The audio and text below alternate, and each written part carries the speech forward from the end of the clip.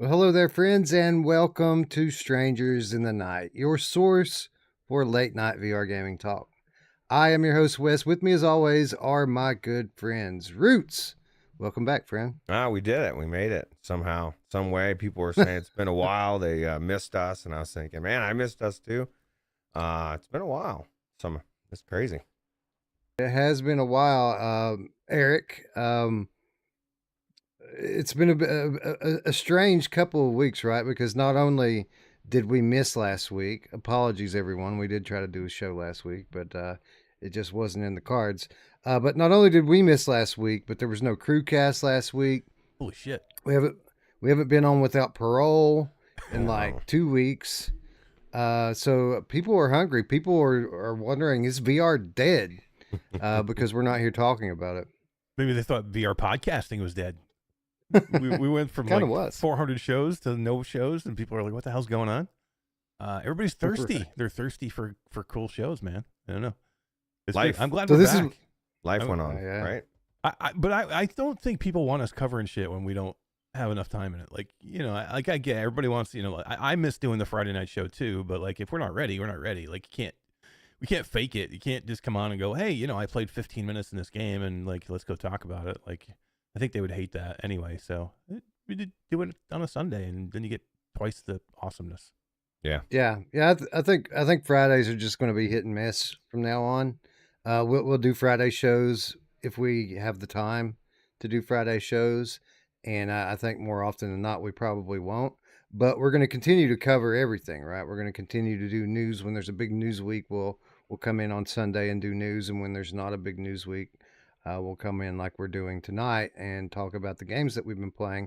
And Roots, this is kind of the other side to it, right? Like, yeah, we haven't been streaming much over the last couple of weeks.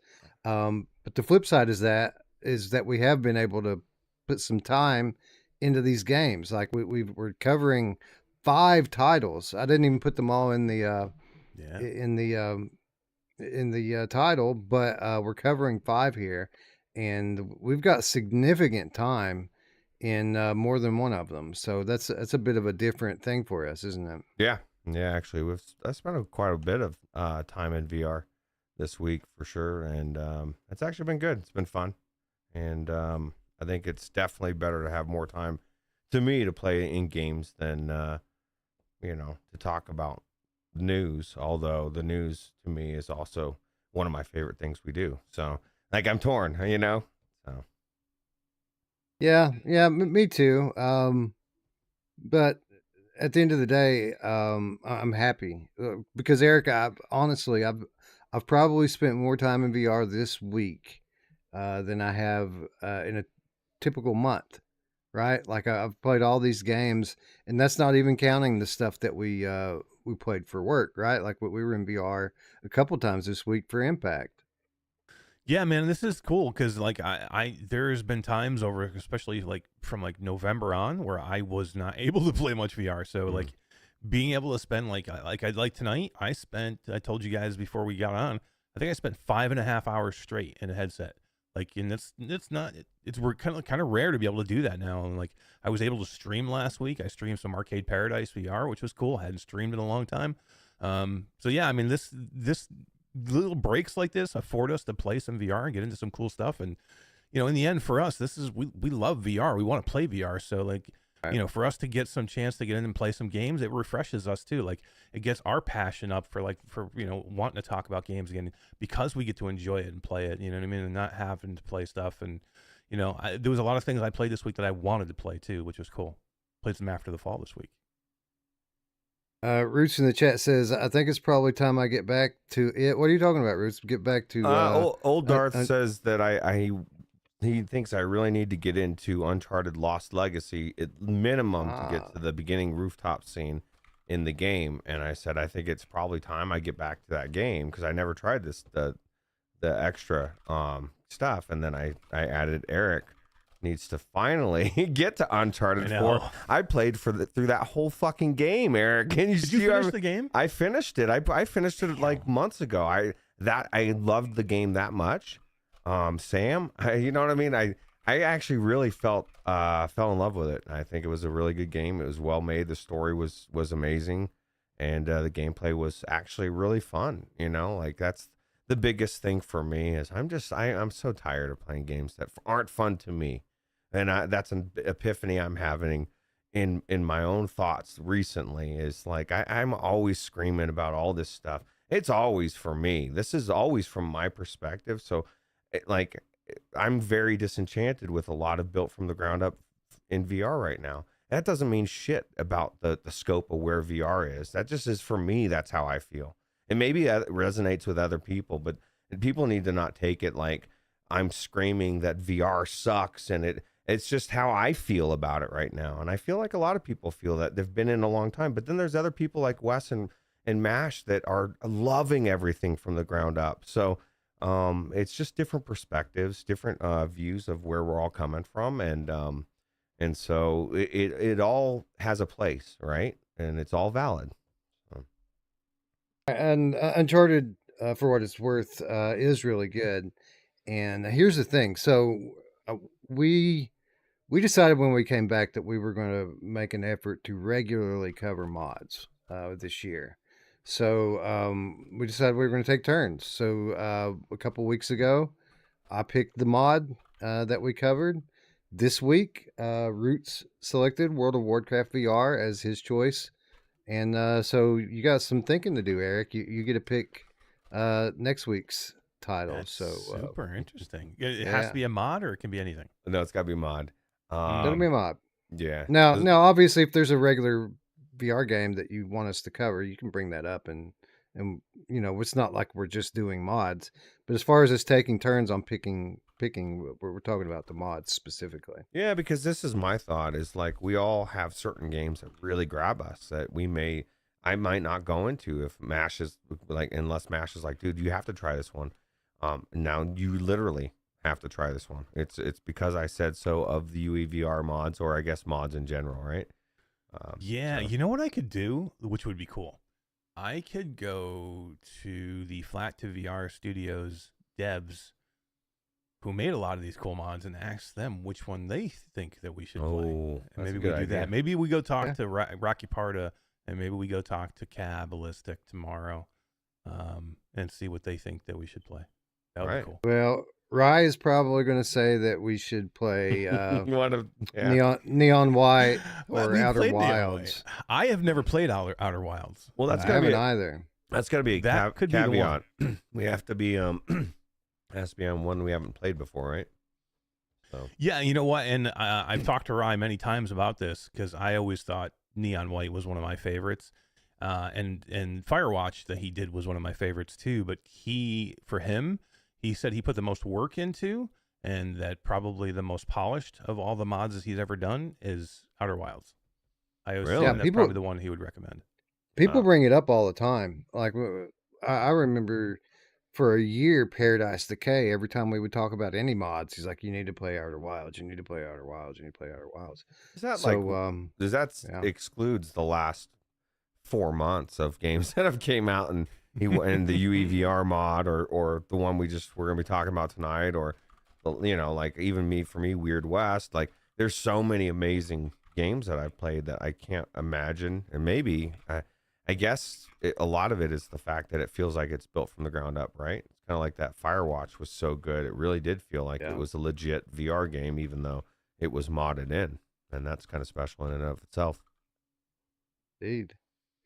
So yeah, we're going to keep on going with the mods. And as you can see from this week's lineup, we're covering the made from the ground up VR releases as well. And yeah, it's been fun to play. Not to say that there wasn't any news this week. There were some stories we could have covered. But when you're talking about 4 and 5 titles, it doesn't leave much room for anything else. So we decided to go this direction with it this week. With that said, Light Brigade just got like a new upgrade, or a new DLC rather, 3.0 update, and they told me about it mid last week. I got a DM from Eddie at Functronic Labs, and he's like, "Hey, we're doing another update." I'm like, "Okay, oh yeah, well that's cool. What's it have?" And he's like, a new character class," and I'm like, "Oh, great, new character class. We love those." But then he told me what it was, that it was not another World War II era weapon, which doesn't really change the game all that much. But this time it's archery, which I haven't played it yet. But I got to imagine that this is going to significantly change the game and make it into a completely different game.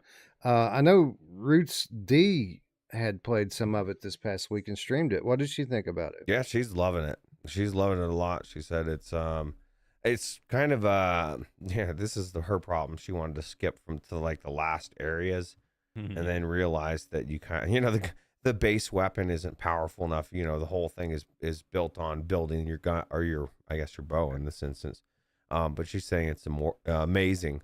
And my thought was I said the exact same thing when she told me about it. And I said, that sounds really amazing. I said, and Eddie, I'm asking this too, like, we really need more levels too. Like, I love different characters, you know what I mean? But how many times can you play through the same areas with different characters? As amazing as new characters are, and I know they've added some, but I mean, I don't know.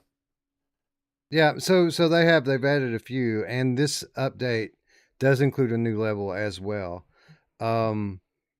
The thing is when they're adding these levels in here, they're not adding them as like another part into the campaign.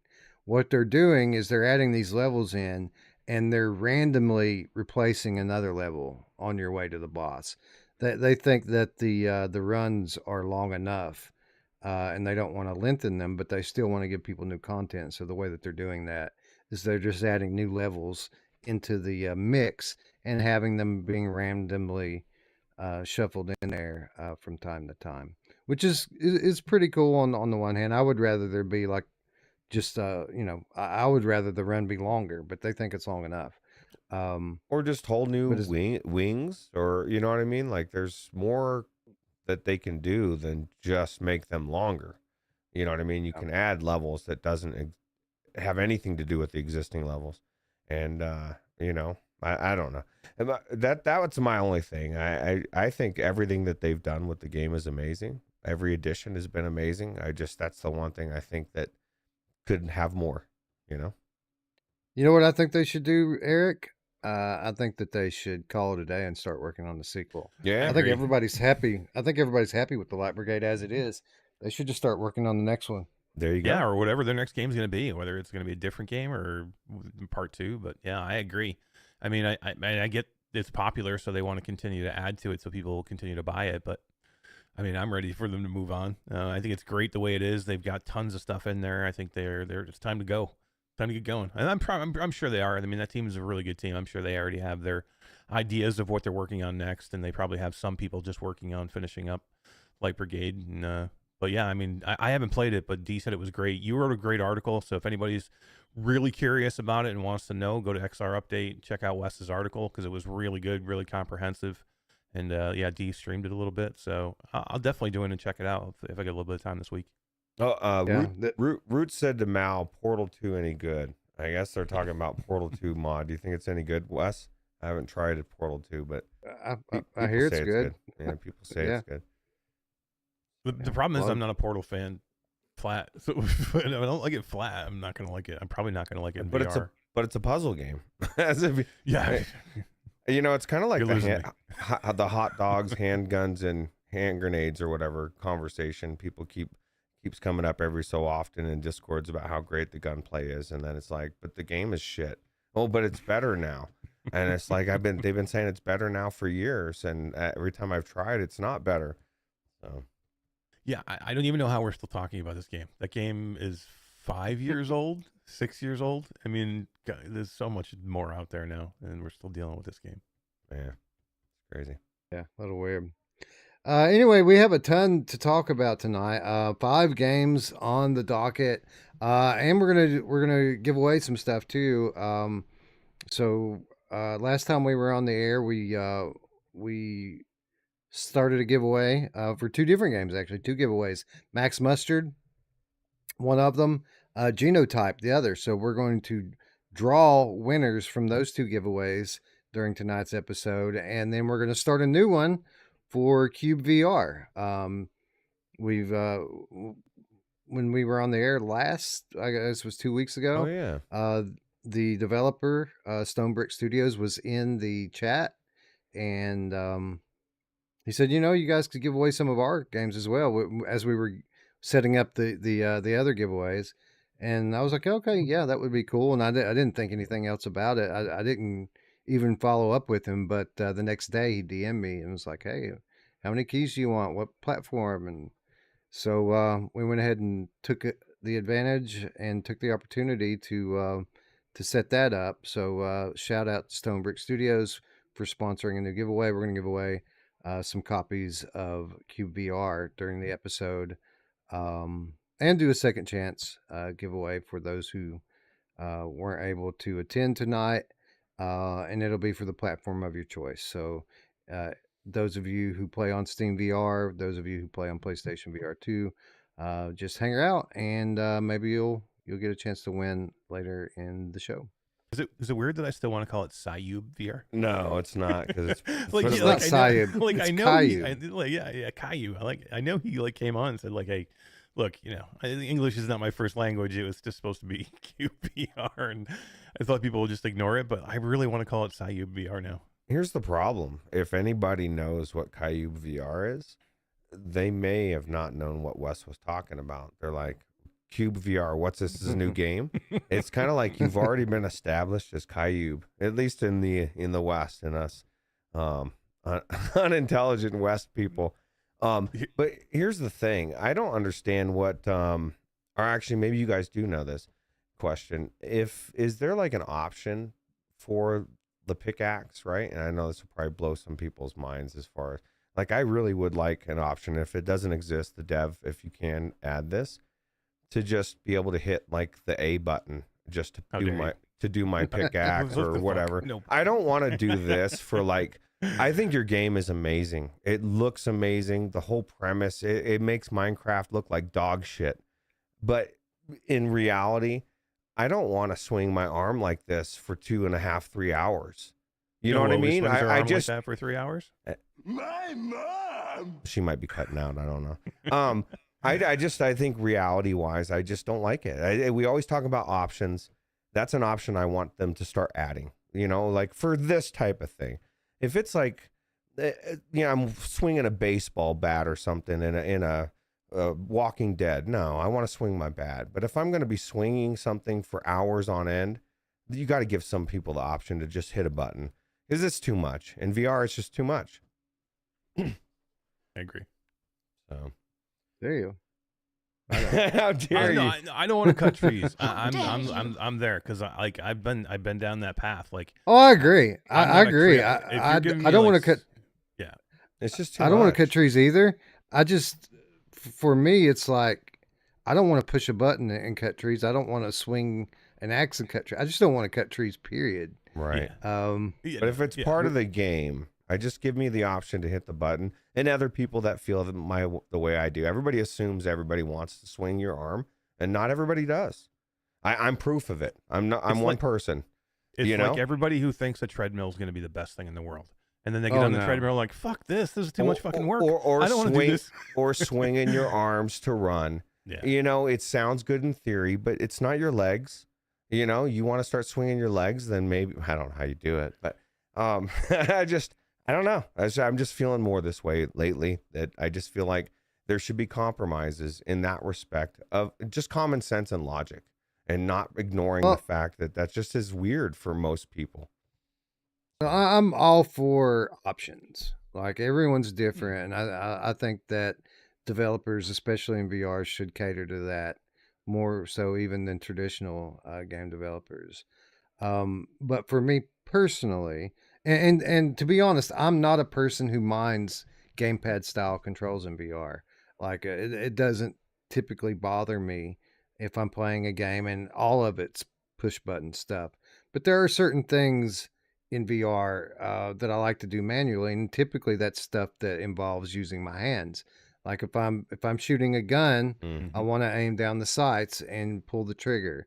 If I'm chopping down a tree, God forbid I'm chopping down a tree, I want to swing the axe and chop down the I tree. agree 100%. I'm just talking about the ones that are redundantly overdone, like a Minecraft where you're breaking blocks. The entire game is breaking blocks.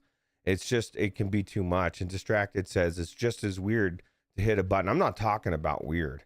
I'm talking about the reality of doing this for 4 hours straight. I don't want to do it. So I won't play the game because of that. And it's a fucking beautiful game and it's amazing. It looks amazing. And I'm just saying that there's people out there that will really enjoy the hell out of swinging your arm. And then there's other people that would like the option, and maybe, and this is probably how I would play it, I'd probably switch back and forth. I would swing my arm until I got sick of it, and then I would hit the button when I could. That's the way to do it, because there are things that I do want to do manually in VR. Like I'm a big proponent of the manual reload in VR whenever I can do it. You know, and if it's a slow enough game where I don't have to like fast reload, I want to be able to pull out the magazine. I want to put a new magazine in. I want to cock the weapon. Like I want to do all that in VR, but I don't want to like break bricks, you know, manually, and I don't want to like cut down trees. But I think you're right. Like doing it for a little bit of while. We're going to talk about a game tonight that we got into with the mod, that it's cool to have the options to switch around and do things for a certain way, and then you switch over and do it another way. Like, so I would like it for developers to go, okay, if you're going to do something like that where it's a ton of time and it's going to be monotonous over and over and over again, give me the chance to do it, you know, manually when I want to, and then when it's like, okay, that's enough of that, I can switch over. Here's the caveat though. The VR way has to be the default. Make me go out of my way to switch it. Yeah. You know what I mean? Like, because it's a VR game and people are going in there to play VR. And then for the people that just want a little less redundant action over and over again, you know, because it could become too much, and it does for me. How about paddling a canoe? Yeah. Well, there you go. I'll tell you what, if it doesn't feel good, then you got a real problem, especially with a canoe. How about a kayak? True that. You know, like paddle a kayak for 20 hours? What a wonderful idea. Again. It's beautiful. Anyway, we got a ton to get to. Why don't we go ahead and kick this thing off by saying hello to our friends in the chat. Friends like Gabriel 004 and Mickey Barrios. What up, Mickey? Old Darth is here. Distracted is here. Technoglitch as well. Mal is here. Game Cat Photo Nutter is here. Tatum's here. What's up, Tatum? Philosix is here. Duggars K here as well. It's Free VR Real Estate. Old Darth. Substatica, what's up? JS is here. Space Denison, what up? Acefield's here. Green Captain is here. What's up, D? D's in the chat, as is VR SpryGuy. What's up, Spry? Samson 143 VR is here. Salvador is here. Ryan B is here. 2112 ZOZ in the house. Magnum Gaming is here. Michelle B is here. Who else? Scrolling. Diz the Game Cat is here as well. Not sure. Brondo. Roy Schwartz. What up, Roy? Ryan B. I already said hello to Ryan B. Hello again, Ryan B. It's a double. Evan Yabu. Yeah, he got the bonus. Hello. Evan Yabu's here. Dead Ringer, the Game Cat's here. Xbox Game Pass only, bitch, and sometimes PS4 LOL is here. Damn. Mr. Lord Beavis is here. Four Willins here. Radio Run's here. And I think that is as far north as YouTube will allow me to go. Who are the Slippies today? Steven slipping in at the end. James Sweener's here. The Stig is here. James Sweener says this is the first time he's made a live show. So welcome. Yeah, Nice. welcome. Thank you. Pant is here. Singular Pant. Just one one, of them. just one. Just pant. one. Well, He puts it on one leg at a time. Yeah. Is an individual leg considered a pant, or is it like that's a weird question, right? Thought. Is probably I've seen people that do that wear the pants that are cut off on one side. Maybe that's what this dude's into. Yeah. Who knows? Yeah. I thought I Uh, was the only one. let's see. Elvert's slipping in here as well. What's up, Elvert? Quadzilla's here. Mark's Place. Mark's Place says, Happy Funland, Hellsweeper, Overdark have been so fun, and that's what I've been playing lately. Oh, That's good a great choices. lineup. Yeah. And this is something that's happened that's really cool since our last episode. We have turned a lot of the narrative about Happy Funland around, guys. I mean, it was Really? pretty negative up until our episode. And then I've read so many comments on the video and then on social media where people are just like, thank God you guys reviewed this game because I thought it sucked. And then now people are going in and playing it and finding out that it doesn't suck. And since we covered it, Ruuts, they've updated the game so that now there's smooth turning. Nice. Now they've put cameras all over the park. And what the cameras do is when you click it, it just clears the enemies off. It kills them all automatically. Oh, just So, carry a camera. You don't even need the. Oh, there you go. Right, there you That's go. awesome. Yeah. Well, that So, solves every issue. That's good. That's it. Yeah, and I've been thinking about that game a lot, honestly. If we didn't play all this other stuff, that would have been what was in this week. I'm going to make sure this week that I take an hour or two to get in there and finish that off, because I just had such a great time in it when we were covering it. So Yeah. I need to get in there and do that. It What's up, Steven? Oh, go ahead. I'm sorry. I was just gonna say, it makes me realize that we legit need Disney World or something in VR because I can't see myself ever going to that fucking crazy place again. Just every time I read something about it, I'm like, oh, it's like, you know what I mean? Oh, they've got barbed wire fence for you to crawl through to get in there now. You know, it's like, oh, it's like everything that I read is like giving me another reason to not ever go there again. And I'm so glad that my kids are all grown up and I got to go through all the fun that I had there because it makes me sad. Especially the cost and for what you're getting. I just know it's gone downhill. Somebody should remake Disney World in like VR chat or Resonite. Only it's like evil Disney World where like where like they're stealing children and you can kind of go off the map a little bit and explore some of the back rooms and find the sacrifice altar room and shit like that. They got the hall, you know, cool. the corral or the stuff underneath. Like you said, that I don't know, man. Kids do disappear there, so I think get that's Rift where to they do will. it. Yeah, We'll talk to Riff XR, see if they can make that world. I want to get you guys in Riff here pretty soon. We talked about it on CruCast last time we went live, and yeah, it's pretty awesome. I'm getting ready to go back in, and I think we should all go in together. Because I'm ready this week. Let's do it. I think this will be the social platform that you actually enjoy, Ruuts. Honestly, yeah. I'll go. There's so much cool. Is that the one that Skiva was talking about? Yeah, it's the one that has AI baked into everything. Oh, dude. And I want to go into AI. Like if World of Warcraft had the AI bot that like Skyrim had, where you can have a conversation with every character.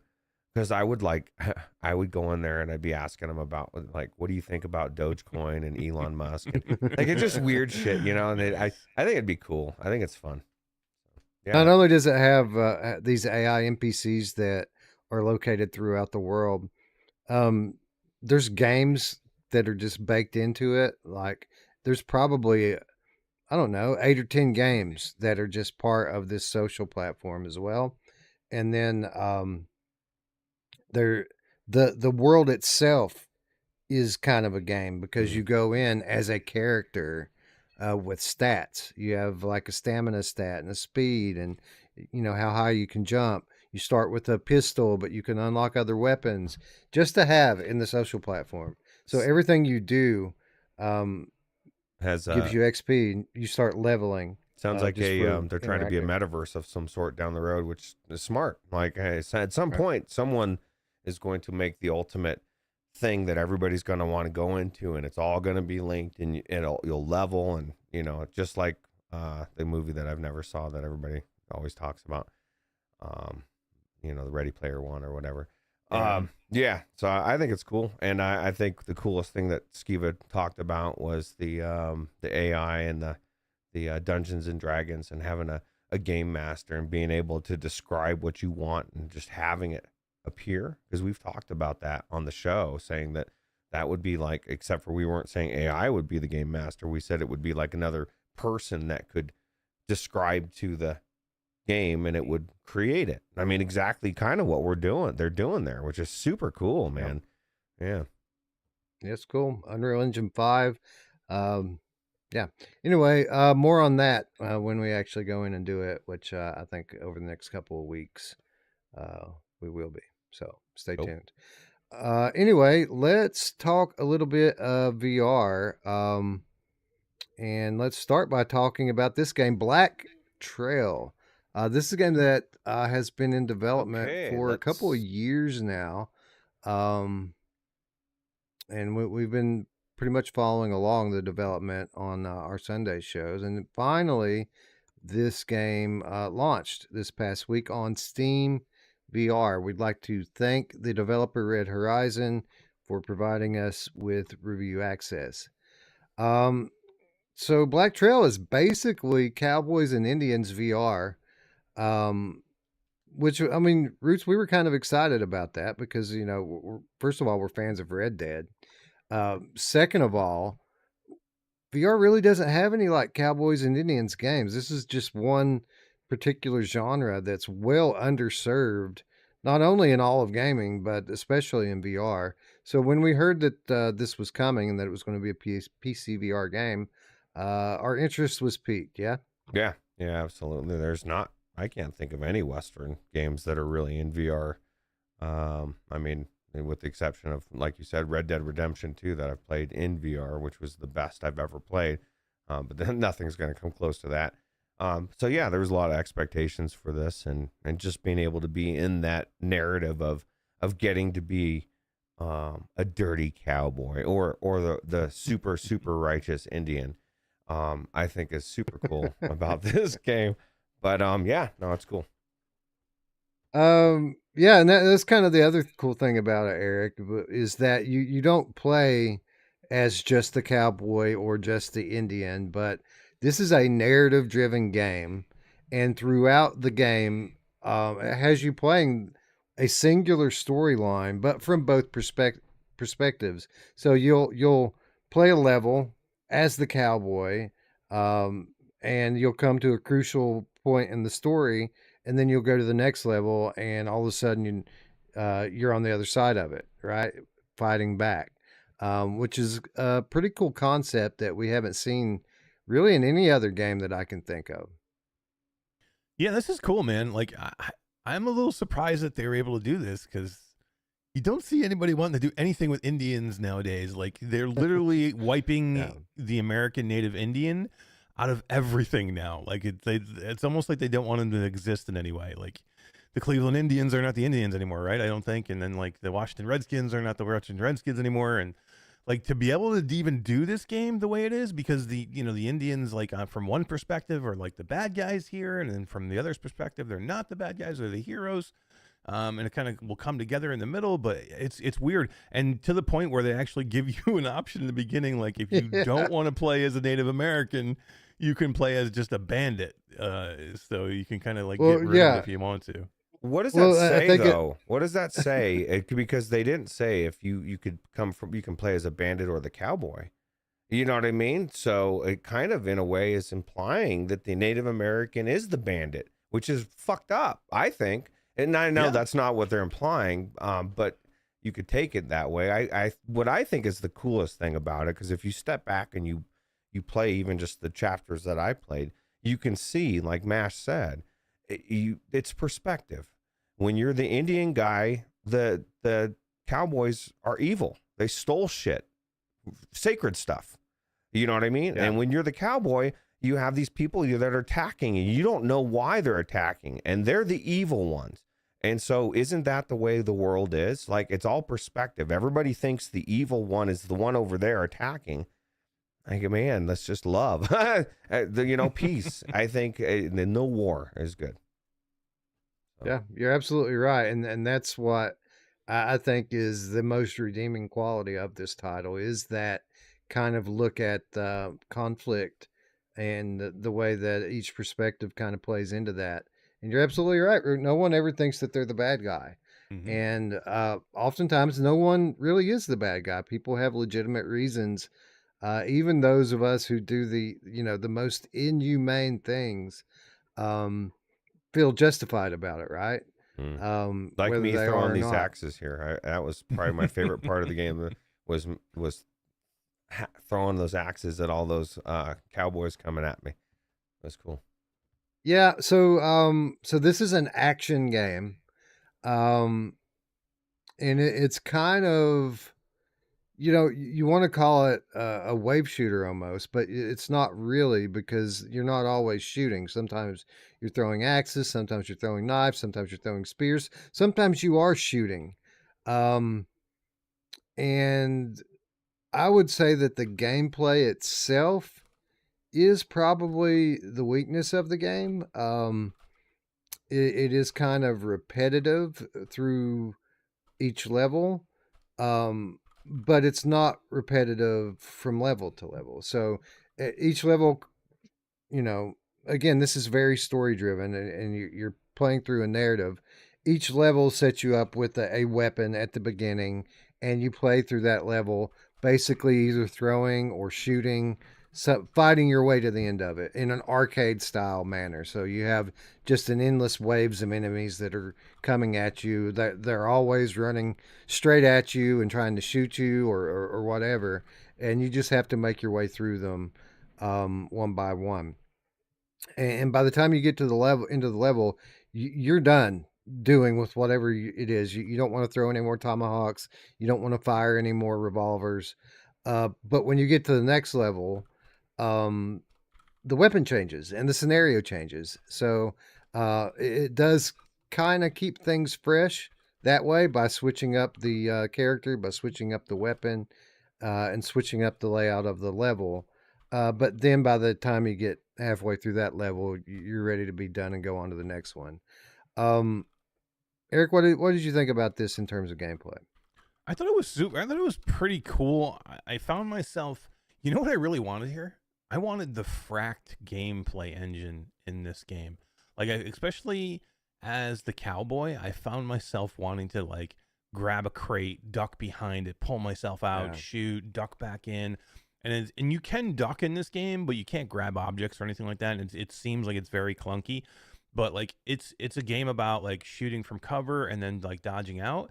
And I wanted to be able to like pull myself in and out of cover like fracked. I think like a mechanic like that, which I'm sure is not easy to do, and like this is a small dev studio, it would be hard, but man, it's just like I was like, man, this would be perfect for this, and I would have felt a lot better. And then playing as the Indian early on, like I know it gets different as you go, but like those early levels, the axe throwing was cool, like Ruuts said, but the problem is you had unlimited axes. They just kind of continue to they continue to respawn in your holster, and you can literally just spam the axes out of your holster.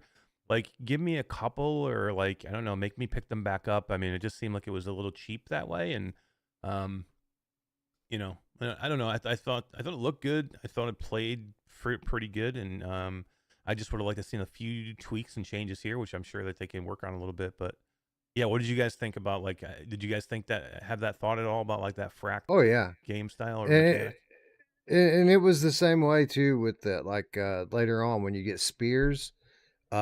Just unlimited spears from your back, like 1,000 of them. You can pile them to the moon, and they are persistent. They stay in the world. So literally, you're like a magician here, creating all of these magical spears or axes.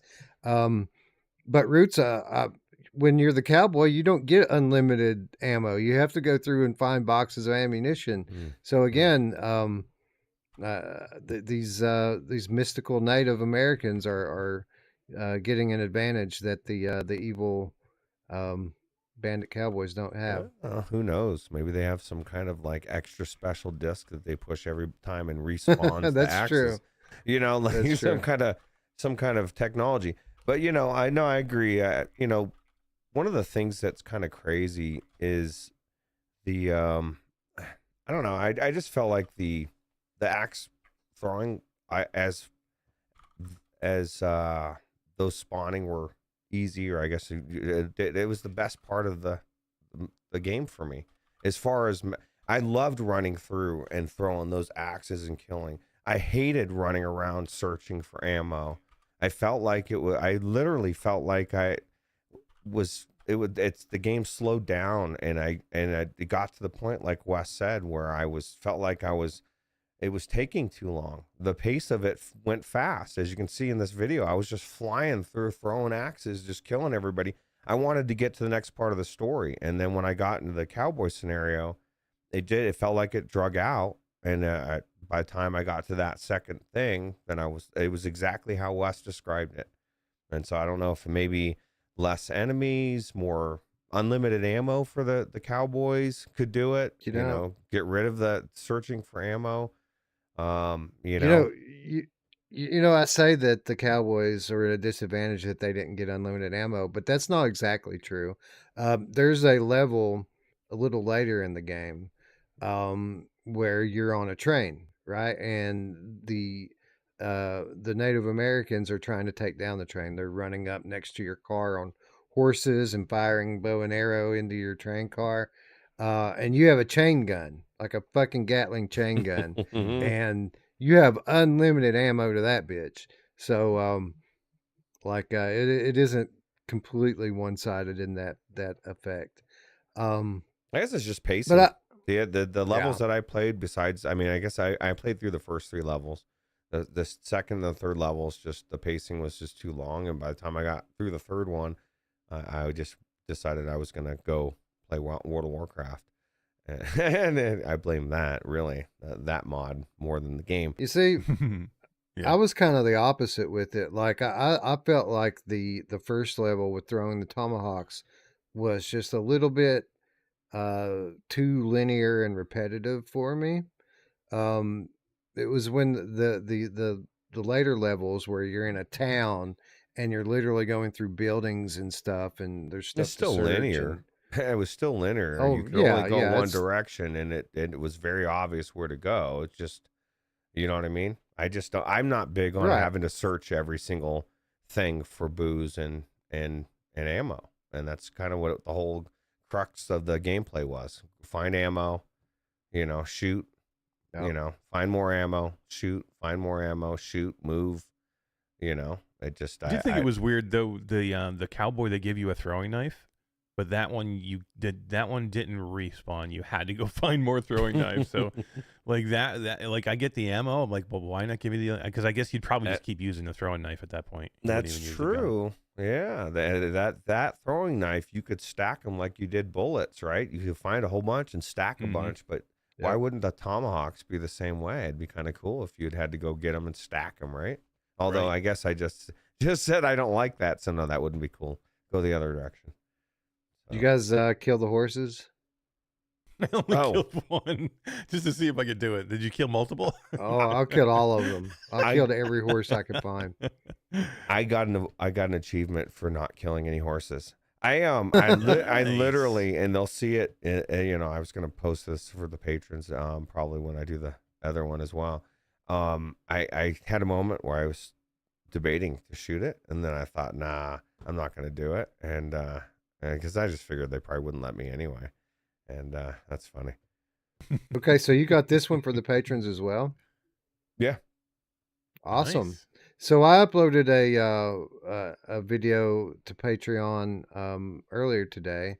It was my Convergence gameplay. Oh, well, they're gonna get a 3-banger, huh? Crazy. Yeah. So I want to thank everyone for sticking with us and continuing to support. We lost a couple of patrons last week, Ruuts. I haven't updated the outro yet, but we actually lost a couple when we didn't go live last week. So it makes me feel good that, even though we haven't been doing shows and doing show notes, the last couple of weeks, we're going to be able to make it up in exclusive content because I just uploaded a video.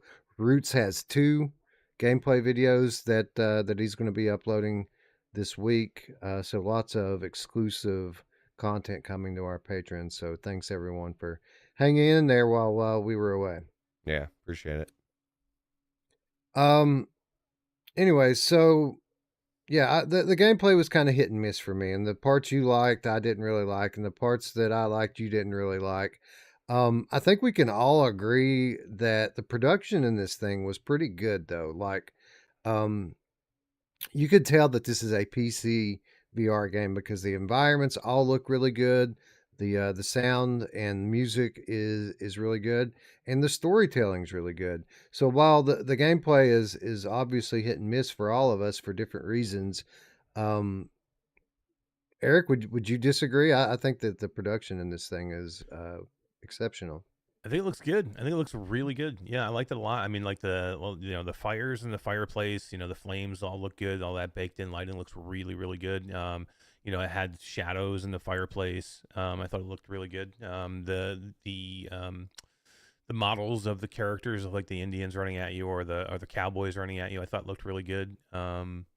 Yeah, I mean, production wise, I thought it was pretty good. I don't know, some of the voice acting was a little rough. Especially the Indian. Why did the Indian sound like an English dude? Oh yeah, yeah.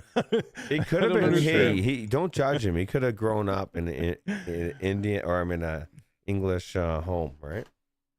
Yeah, maybe. How far did you guys get? Do you get to ride a horse in any way? I haven't finished the game yet. I went through 5 levels. There were 5 of the. So I did 6 or 7. So I did.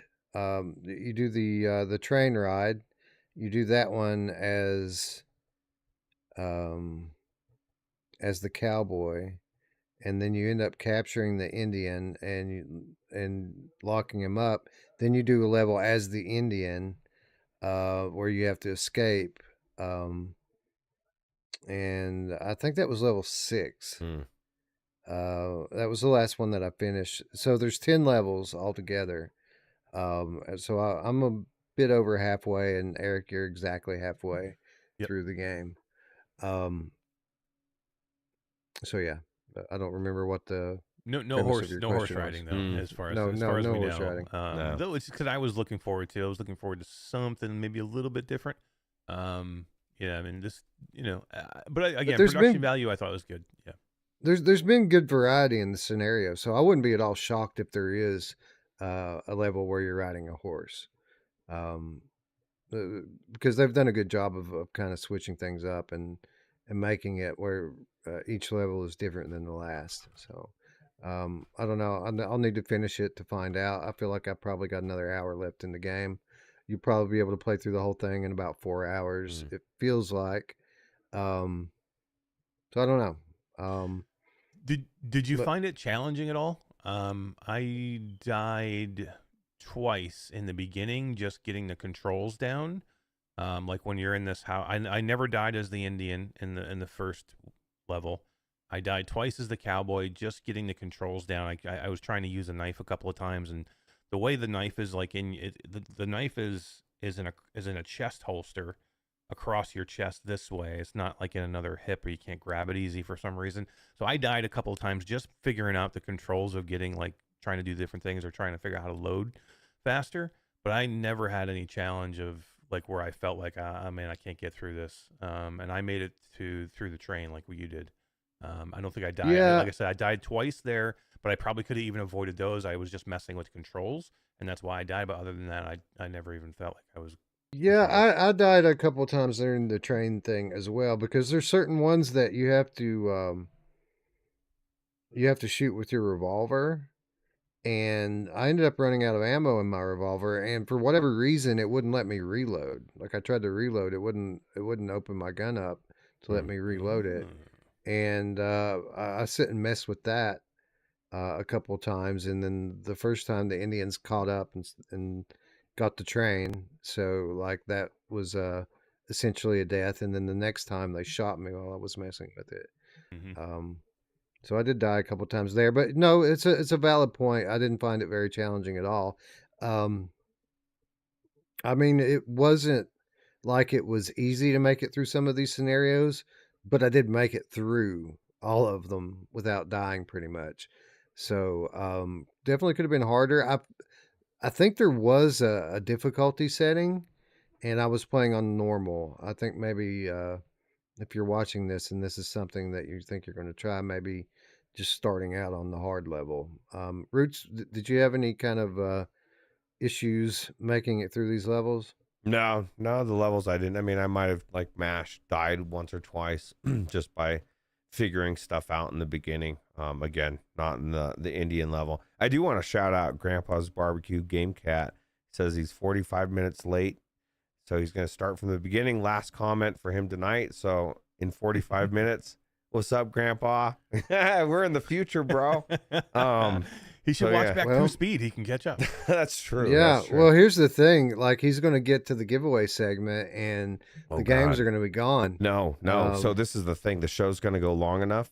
Grandpa, I'm telling you, you're going to want to skip right now. Just skip whatever and remember what point to come back, get it live, and then you'll get the end. You can say, hey, Ruuts, thanks for saving me to get me in this chat, and Wes, because Wes reminded me.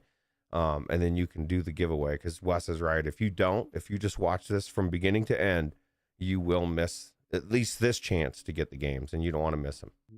Yeah. You could win Cube or Cyube or Cyube VR. We're giving away all three. One of the three, absolutely. So yeah. So hopefully you listen. I want to see before the show's over. He's like, oh my god, well, and then you win. That'd be so cool. Anyways, Roots. Last word. The story in this. I think the story is really cool and original, with kind of this supernatural turn that it takes. It's intriguing. Everything that I know, like I feel like I won't. No spoiler alerts. I just will say the sheriff's a fool, and you'll figure out why. And just from what I've seen. But yeah, no, it's super cool. I think the story's the best part of it. It's the only part that would make me consider going back in, because I want to know more about what's going on. And checking it out. I have a million other games I could run around and shoot things and duck behind and do everything this game does. But what I can't get is the story that exists in this game anywhere else. Now I have a question for you, because I had people in the chat. Awesome Tatum says he can't believe the game is $35. It screams $20. $19.99. I was getting there. Yeah, I was getting there. What are you guys' thoughts? I was waiting for you to get there. Yeah, no, it's not a $35 game. 25 maybe. 35. I don't think so. So you probably. Well, I did have some fun in it. The gameplay is really kind of hit and miss with it. It's more about enjoying the story and the environments than the gameplay itself. And for that reason, I can't really recommend it at 35. I'd say wait for a sale, and when you catch this thing on like a 30% off sale, then maybe check it out then. Yeah, I'd say for $20, 100% worth $20 for sure all day. 35 is way too high. This is a miscalculation on their part. This is too high. Like, again, this is 4 hours. I think it's 10 levels. It shows you on the map, so you know how many levels you have coming. And it's fun. It's a fun, 4 hours, and it's not incredibly deep. It's not like you're leveling up or anything like that. It's not like you're having progression or anything like that. I mean, for them they want to charge $35 for this type of game, I think is definitely miscalculation. I think they would have been better off served to go like $19.99. I think that all day long, this is probably worth $19.99. Go in, have a good time. It's Cowboys and Indians. You don't have a lot of this stuff. I think they would have sold way more at $19.99, especially in Steam. And then I would say, for the developer, see what you could do to get this thing to work on a Quest. Like, I would bring it down a little bit. Like, this does look really good, and I'm sure you will never be able to get this exactly working on a Quest or Quest 3. But man, I think it would be cool. It would be fun to play it on standalone for people who don't have PC. See what you can do to get these graphics down, and that's what I would say. I would say drop your price to $19.99 and start working on your Quest version or your PlayStation VR 2 version, and then maybe add some levels if you can. You think it would be Yeah. something that they'd be good to immediately drop it? Because my thing is right now at 35, what happens is nobody buys it or very few, and then they're forced to drop it, and then it won't be $19.95. Now it's $10, sometimes $1, and this is definitely not $1 game. It's Well, a $20 game. The thing is though, is that when you launch on Steam, Steam locks you in for like 60 or 90 days. Oh, You have to keep it at that price. So even if they wanted to bring the price down now, they're pretty much stuck for a little while. So people I just think be it's 60 patient. days they're stuck. Yeah. So announce it. Let people. I don't know what you do. I guess you have to wait it out.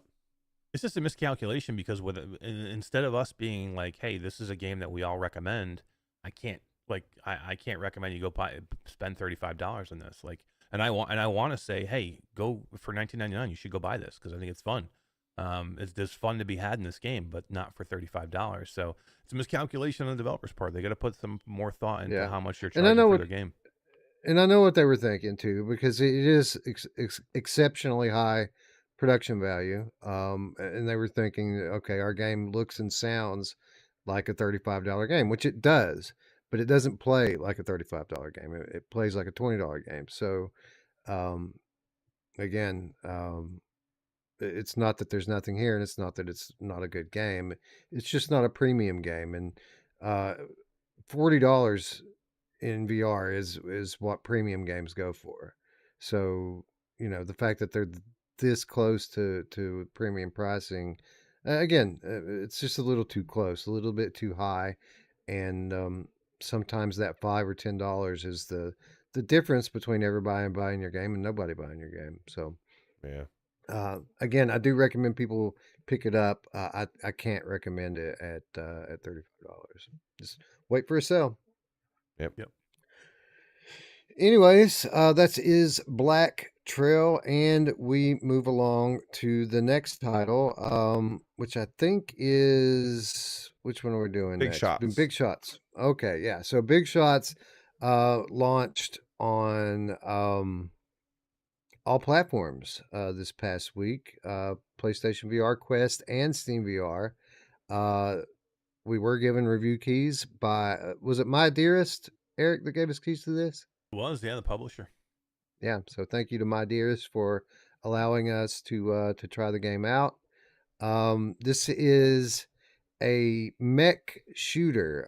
It's an arena-based wave shooter with roguelike progression. So Eric, I'll kind of let you start with this, with the strengths, and I think one of the strengths of the game is how it looks. I think this is a good looking game, especially in PlayStation VR headset. I don't know if you've tried it on PSVR or not, but it's very colorful, it's very bright, and it looks pretty good. Yeah, I tried it on all three, man, and definitely this is the PlayStation VR 2 version is the best looking.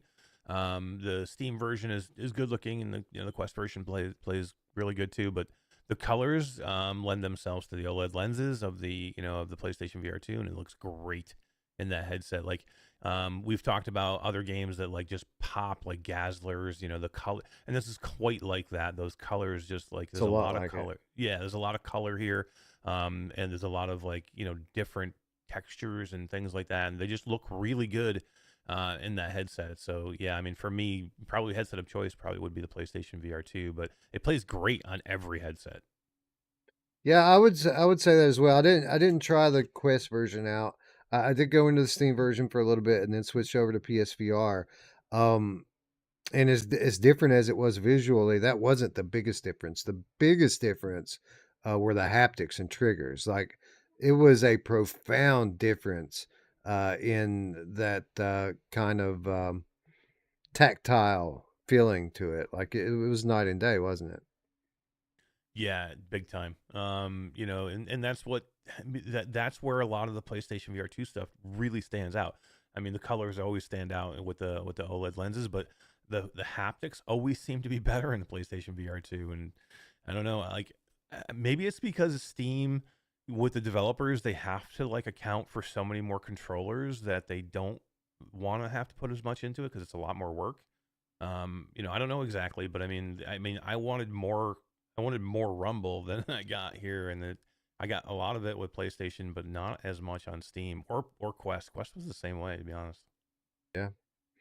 Roots, this roguelike progression, which is something that we're seeing in a lot of games now. I mean, it's like every week there's another one of these games that are falling back on roguelike progression, um, which is good in some ways and not so good in other ways. One thing I can say about it, unlike the last title that we talked about, this game very challenging and hard, at least at first, right?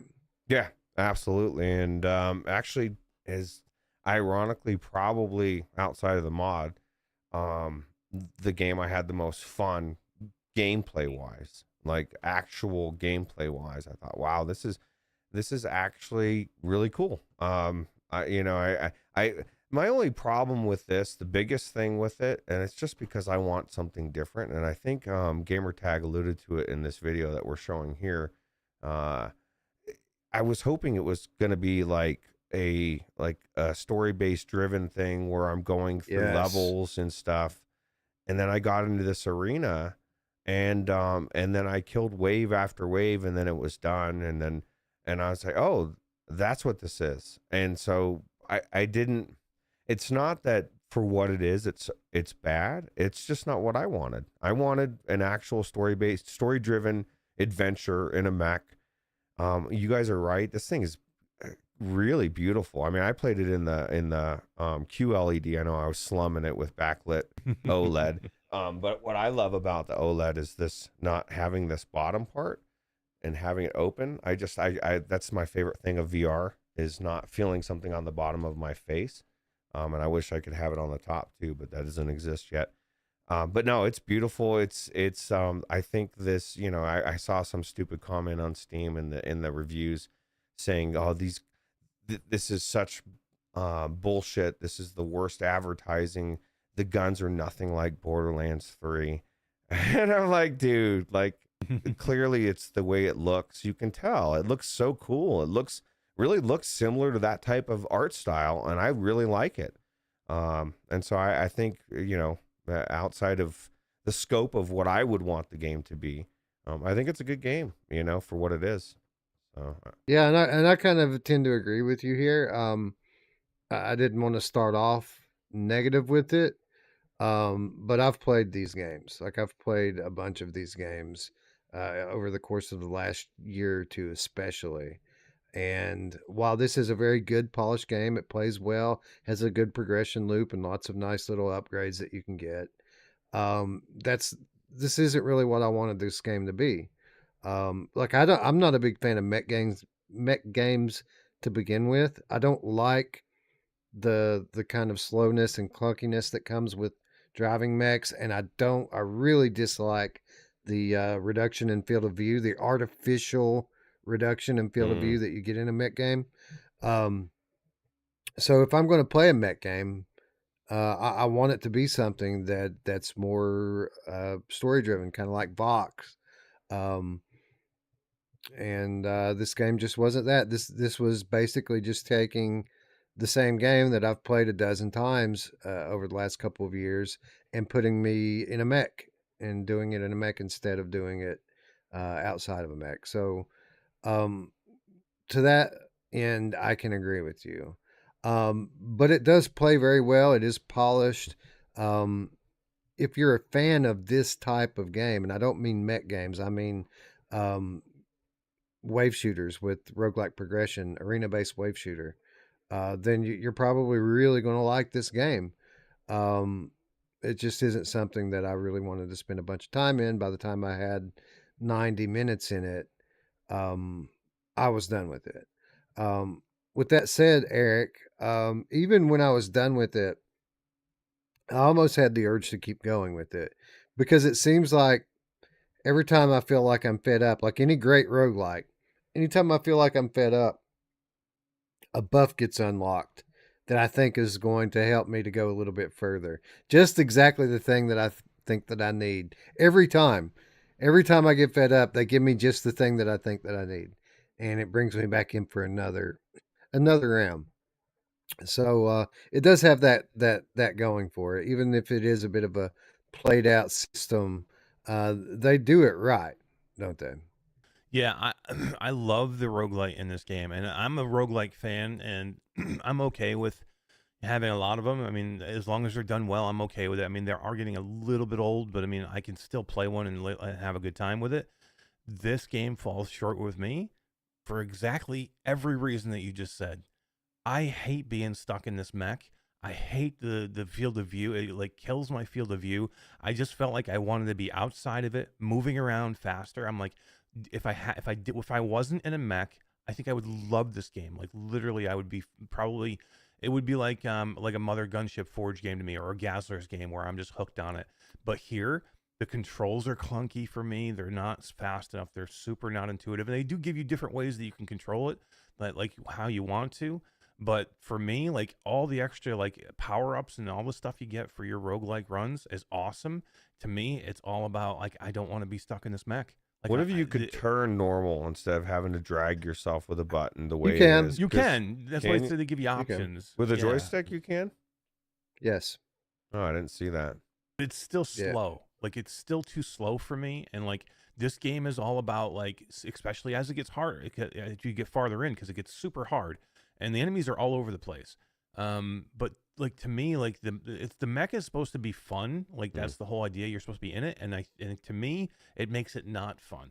Like I didn't particularly like any of the controls. I didn't like the drag. I didn't like the smooth turn and like being able to like maneuver with my right stick, which was unintuitive. Maneuver forward and backwards with my right stick, which was not intuitive, and then turn left or right with my left stick.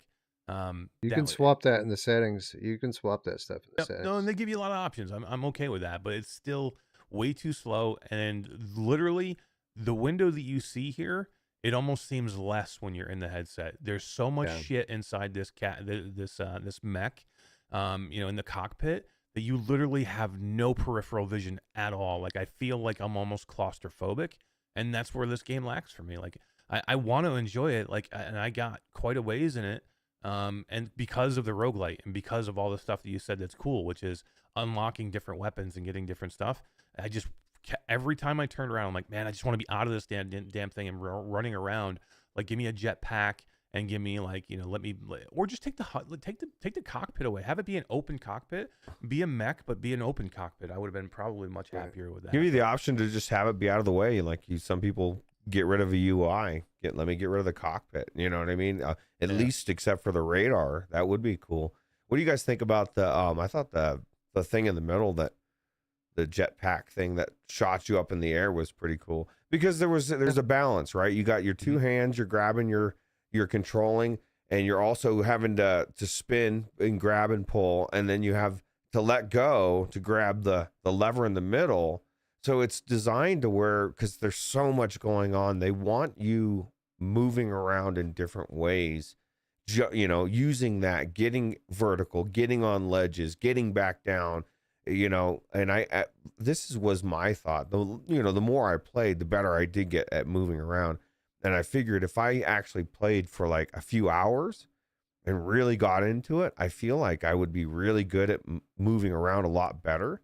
And that's kind of what they're trying to, what's hard about it, or the hardest about, is trying to balance all of that on top of, everything else going on. So I definitely thought it was intriguing from that perspective. Yeah. It's like constantly, I would be, taking damage, and it's always something that not even necessarily behind you, but beside of you would be hitting you, and you just couldn't see it because of the narrow view.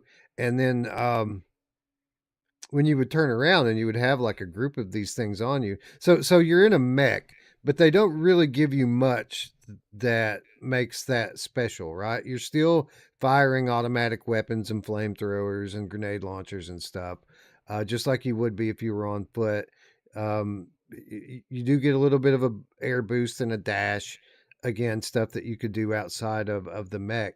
One of the things about being in a mech, is that you kind of have you first of all you feel indestructible, right? Because you have all that armor on around you, and the second thing is you feel powerful, like you could smash anything, right?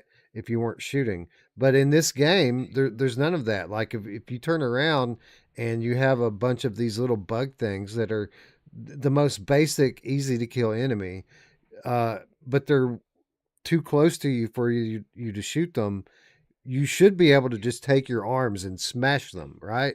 Just crush them because you're in a giant mech. But no, that does nothing. It has no effect here. If you're in that situation, you have to run away and run backwards and try to shoot them. Um, Again, just another reason why I don't really like mech games. But even this one as a mech game is lacking in some ways. Um, with that said, I can see this being popular with a lot of people. I can see there's a certain crowd that likes these sort of games, and I can't really knock it for production value. I can't really knock it for not being polished and playing well. It's well balanced in terms of the gameplay and the progression. All of the kind of check boxes are ticked here. Um, but even at that, it's not for me. So I'm in a weird position here where I think this is a $25 game, and I'll double check just to make sure. Um, like I don't think it's mispriced. Like I think if this is your sort of game, I think I can recommend it at $25, and it is $25. I think I can recommend it at $25, but just in general, I can't recommend it to everyone because if you're like me, you're going to be just as frustrated as you are having fun. Right. Um, If you don't like mech games, you're not going to like it at all, you know? And I think to be fair, I'm assuming, at least for me, and I don't know how much time you put into it, I never unlocked anything, really, except for skins. And of course, different I unlocked abilities. a lot. You unlocked a bunch of different guns and stuff? No, I didn't. I didn't unlock a bunch of guns, but I unlocked a lot of buffs and things like armor and Well, yeah, so health and I did, cooldown and yeah, all but this I'm stuff. talking about where you spend money to unlock equipment and stuff. Like there's different things you can actually that it's you go, it says you unlocked it, but then when you go to click on stuff, it says you don't have enough coins to unlock different stuff.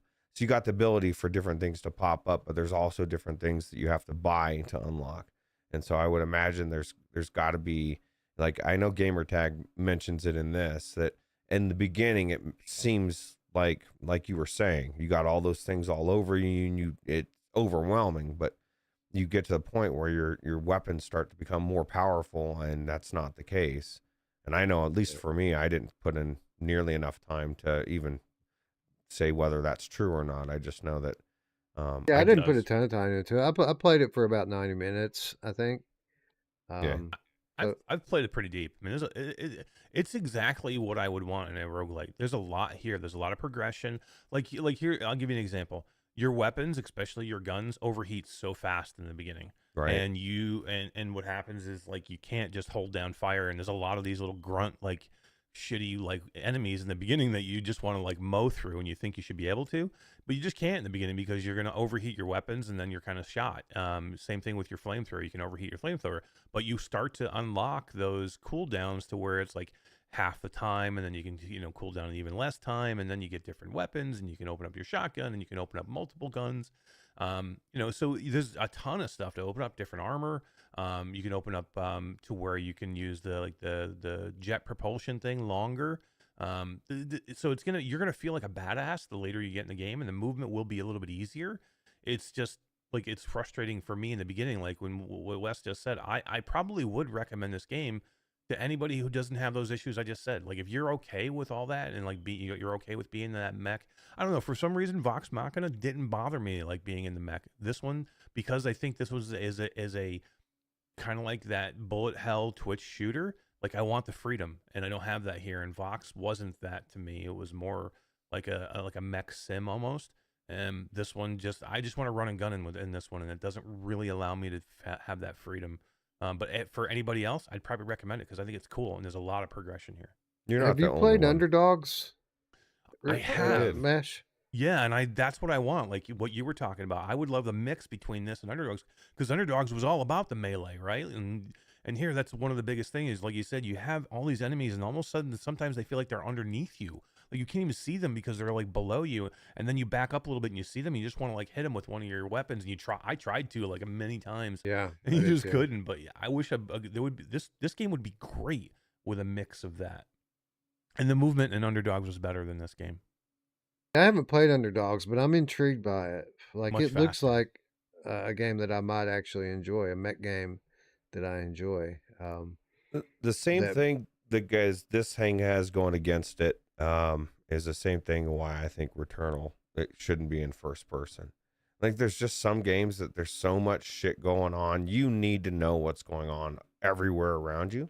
And I mean, and I know you're in a Mac, but you should be able to see at minimum 90 degrees, right? Like all the way this way, that way. Maybe you can't see behind you. I think Mash is right. He's not the only one that said that. I saw several comments on Oculus and on Steam. People that love the game, but that was their biggest thing. They said, I feel like very claustrophobic. There's shit in my face everywhere. Guy was very detailed in his comment. And so, and I felt the same way. It felt kind of claustrophobic. So I don't know if there's a way to scale that back at this point, but maybe just getting rid of those bars. I don't know what that gauge with the thing for, I'm assuming that's for when you go up in the air, but who fucking cares? Like, I don't know. I never even noticed that thing there. That's the dash thing. So I don't know. Put it somewhere else. There's just open it up somehow. agree. Yep. So yeah, again, a weird one here. A game that we recommend and don't recommend at the same time. I think it's a good game for people that like these sorts of games, but not a game for us. So yeah. And I will say I actually had fun in there to some extent, like Mash said, and in some ways, I feel like the gameplay is good. So Yeah, and we didn't play the co-op either. Like I planned on getting in, doing a little single player, and then switching over to co-op. But by the time I got done with the single player, I was just like, I don't want to play any more of this. Like, I don't think having a friend in there is going to make that big of a difference into the fun factor. Could be wrong on that point, but I guess we'll never know. yeah. Well, maybe we'll know. Well, we'll probably end up streaming this one day, right? This will come up again, and we'll need something to stream, and this will be there. We all have it in our library. Crossplay's open, so I'm not saying I'll never play it again, but yeah. As for now, I've had enough. Did we confirm if this is 2 players only or more than 2 players or up to 4? It's just two. It's Two? two. It's Okay. 2-player. Yeah. Magnum Gaming with the $5 donation says, "How about a soccer game with stilt mechanics where you use your arms as your legs and to have full control of the ball? Would that work?" I'm trying to envision what you're saying, and thank you for the donation, by the way. I'm trying to envision this. So Probably you use have your hand, like literally using your hands around you, like you could do the moves and stuff. I hear you could get pretty elaborate. My thing is I would look to VR Skater for that type of stuff, and like as cool as it can be, it's kind of like what I said with Sprint Vector, and there's a lot of people and a lot of ideas, and in the last 6 years, or I guess 8 years, right, of VR, it that sound good, but like I don't know if arms for legs is any more intuitive than anything else. It just seems like it would end up being gimmicky. I don't even know how they could make it work. I'm sure a good studio could figure out a way to make that cool. I get what you're saying. The kind of bounciness of it seems like it would make it good for a nice competitive arena-based esport, right? Where people are bouncing around everywhere. But to have a clear picture in my mind of a game that is the way you're describing, I can't really get a good beat on one right off the top of my head that works. What I would So love devs to do, like major devs, is bring us sports in VR with joysticks as they are now first. Just to get something in there, something AAA really good fucking football where I can like third person be throwing it. I might even be able to go third person, hit my button, throw the ball. I'm running through the thing, and it's amazing. And then once they figure out how to do all that shit with a good game around it, then they can get all funky with the plays and make it VRified. But like right now, we don't have much of any sports in there, and most of them are pretty basic. Although I did see something in the Oculus store I didn't play. It was some kind of a free basketball thing that, I'm sure you guys have seen it, that says it's very popular, very good, like 4.9 ratings, but it's like a free basketball experience game where you can dribble, you can slam dunk, you can shoot. I don't know. I just feel like we don't have anything in sports, and why can't we have John Madden in sports? Because everything's got to be a fucking person throwing the football where you can see your hand. Well, we're 20 years away, or 10 years away from that, maybe 5 years away. So we get nothing instead. So Right. it sucks. Our friend Alex joining us in the chat says you guys are cool. You are Yeah, too. dude. Nice. Alex, you're cool. You're the coolest, bro. Anyway, moving along. What do we have next? I think it's time to talk about the one that is not in the title. The VR YouTube flavor of the week, Subside. So this is a game, or this is a demo. It's a tech demo. Honestly, it's a tech demo, and it's a demo of a larger title that is set to come out later this year. That is basically just a water simulation. It's an ocean simulator basically, and it's just a little small piece of an area that they allow you to kind of swim around in and interact with. And the reason why this is taking on so much popularity this last few days is the production value. It's really beautiful and realistic looking, and photorealism in VR lands differently even than photorealism on a flat screen, because it gives you kind of this presence that you can't really experience through any other kind of technology.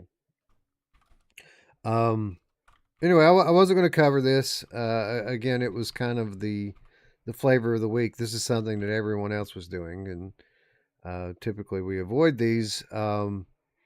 But Eric, you were kind of persistent that we needed to get in there and check this thing out. And it was impressive. I'll give you that. Yeah, I just think it's cool. And like if this was a game, I would have been like, nope, no need to cover it. It's not a game. But I think as as a demo of what could be coming, I think it's news enough to cover it, that I'm hopeful that this doesn't turn into a boring kayak VR. Because to me, there's enough here. Like, I can see in this little demo the amazing cool shit that you could do with this if you just think about it. Like, whoever this dev is, and it's one dude, by the way, it's one dude. If he just thinks to himself, what do I need to do to make this amazing experience that I have already fun and interesting, and like keep me wanting to be in this environment? There's a multitude of things he can do. Like, I've already seen some some videos of some of the later levels where you're in a shark cage and you got sharks coming by you. But like, I'm thinking about, like, give me like, cool shipwrecks I can go dive. Give me give me like a gold hunt where I can go down into the sand and I can like move the sand, move rocks, and look for like, gold coins from a shipwreck, or, let me go do cool things that are underwater, because of this environment, it blew me away, man. This, like, we talked about, like, Hubris, that underwater scene in Hubris when you come up out of the water and you're like, holy shit, man, this looks beautiful. This is the best underwater ocean environment I have ever seen in virtual reality in any way. And it's not even just the visuals, guys. The audio was so freaking cool. Like, I really felt like I was underwater. Like, all the sounds were like spot on, like everything. So demos don't normally blow me away like this. So that's why I was like, guys, we should just try it out. You should try it out. Just check it out. So we should talk about it, because I was really blown away. And I almost wanted to talk about it just to say, here's what I really hope it can turn into. Like, be something. Yeah. Yeah. This needs to be an exploration game, like an underwater exploration game. And they don't have to give you a bunch of stuff to do. They just need to give you things to see, places to be, the experience of being in these beautiful underwater scenes. That they just need to have that, and that's compelling enough to keep you going, right? Um, and it is beautiful, and they are doing something different here that I've never seen done in a VR game before. And I don't know if you noticed it, but what really set this apart from other underwater experiences that I've had in VR is the way that they treat these near field particle effects for things that are floating in the water very close to your eyes. Like it's a layer of realism that no one has ever thought to put into a VR experience before. It's the smallest little thing. It's just little tiny microparticles that if you were underwater, you would see this stuff floating very close to your eyes. And it's a hard thing to simulate in VR because VR has a fixed distance. Like everything in that you're focusing on in VR is technically 3 feet away from your eyes, and they just scale it to provide the illusion of distance and nearness. This is why varifocal is going to be such a big game changer for VR when we finally get it, because you'll actually have different focal points that you can focus on with your eyes, and it'll add new realism. But somehow they have a particle effect in this game that accurately simulates these little things that are literally right in front of your eyes, and it looks real. It looks like it's really right there, and that really set the level of realism to something I've never really experienced before in VR. Ruuts, what did you think about this thing? Oh, I thought it was really cool. I thought it looked beautiful. I was gonna say, well, the Grandpa barbecue game cat distracted me with a $20 or Australian dollar, just because I always enjoy the streams. Well, we enjoy you, Grandpa, as well. Thank you. Yeah, no, I thought the game was cool. There's other aspects to it that I thought was cool that we, obviously when it's said and done, obviously the coins, looks like, I don't know, Derek, did you disappear, or did I just, maybe you weren't here this whole time? Yeah. Okay. I was like, oh my God, did I do? So I always think if it's on my end. But there's coins you find in here, right? And so, and then you go at the end, there's a couple of flippers you could buy. You got like things that are going to make you be able to go around in this environment a little bit easier. I thought that was pretty cool. I really think what they need to do, what would be cool, this seems to be like an experience, or whatever you want to call it, for people that enjoy doing this, right? Going shallow scuba diving, or whatever they call it. I don't know. I think I've been once in Jamaica, and that was a long time ago. But real locations, right? Like somewhere that somebody's actually been to, a place that, that is, that people know. And I think that would be cool as well. Kind of like somebody said in the chat, the Titanic, being able to go in there. Now, I don't know if you could, how easy that would be to reproduce, but being able to go into real locations, I think would be pretty cool, right? Did you guys crank everything up like 120 ultra and everything? Okay. I noticed PD, I can't believe you didn't do it. He just left it where it was at. He is. That's another thing too. Like I experienced this on my G2 with the graphics cranked up, and it didn't even hiccup, man. It didn't even hiccup. It ran great the whole time, which was impressive in its own right.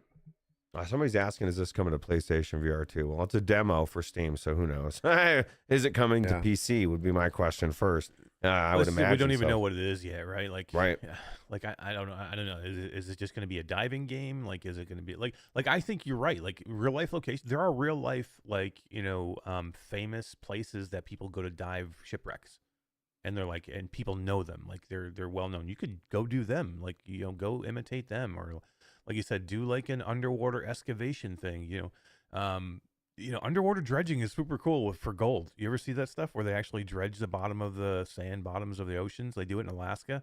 It's like they had a show about it. I mean, that would be cool, man, just to do stuff like that. That show was so good. I love, sometimes I love shows like that where that some of it's fake, but most of it's real. I thought it was kind of cool. It had a Truman Show feel, right? You came out of the water and you could see, almost where the ledge where the door's going to open. I actually was trying to find the way out of there. Did anybody else like tapping on shit? Like, where is this entry? I want to get to the shark tank. And then it dawned on me that, this is the demo routes. You don't get to get the shark tank. That's later down the road. So. I thought I was going to open it up. At one point, you remember you find all those little like floppy disks or whatever they are that you got to find.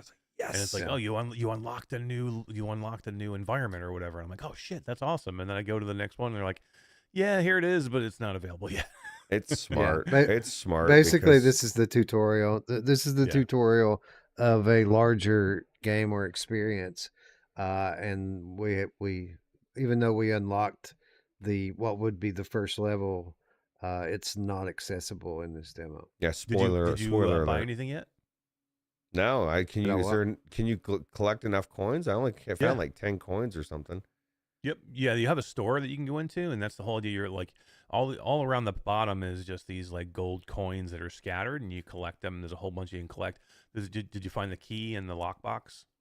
I didn't find the lockbox. I found the key. Yeah, there's a key that's it's like random on the bottom of the oceans, and this is it's not a huge area, but it's fairly big.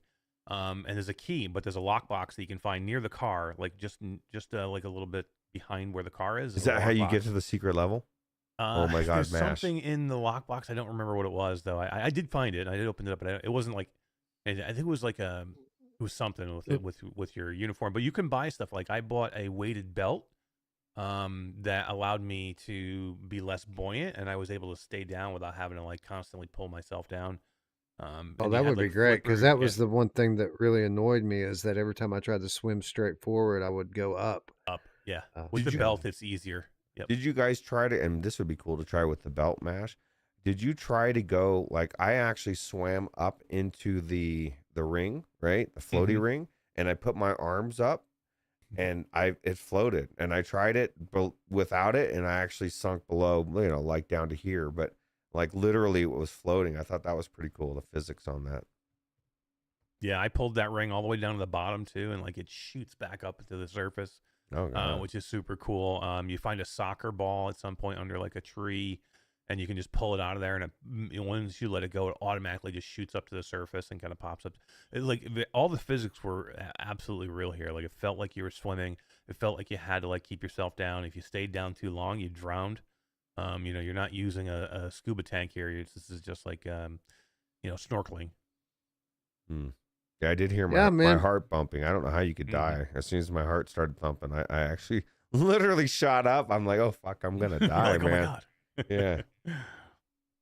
It's super awesome. Very visually or audio visually impressive, and something I feel like that's worth keeping on your hard drive just to have as a demo. This is the sort of 100%. Thing that you want to put people in when you're showing them the potential of VR. Someone who does something like this and then doesn't see the potential, or just doesn't want to see the potential. Yeah, it's free. It's free. Why not? Yeah, super cool. Subside, free demo on Steam.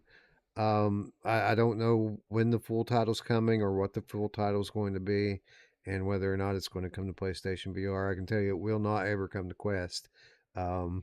This would make your Quest catch on fire to run something like this. Yeah, it would. Yep. But it was really cool. Glad I checked it out, and I recommend it to anyone out there who has a decent PSVR rig. Oh, so you need a really powerful one for this, probably. It is pretty intensive, right?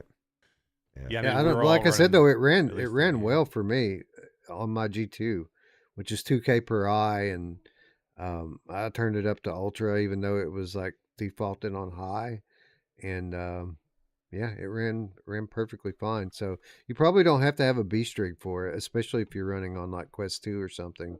I'd say a lot of people will be able to run it just fine. I cranked it up. I had no problems.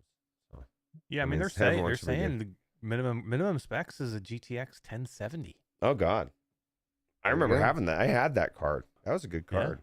Yeah, they're saying a Radeon 5600 XT is minimum and a GTX 1070. Okay. This is what I was talking about the other day when we were talking about the viability of PCVR and how it's never going to go away. I remember back in the day when I got into PCVR, 1080 Ti would run pretty much any VR game, and the best looking games in VR, most of them were out back in that era, 2018, 2017. Those games still hold up. Those PC games still hold up as the most visually impressive things in VR for the most part. The games have not really progressed in terms of technical capability. They're all still, within the same window that they were back then. But the graphics cards and hardware have progressed exponentially since then. Like these, 2000 today's $2,000 PC, you don't need that to run PCVR. You can get a used rig for $500 that's going to run 90% of what PCVR has to offer and run it well.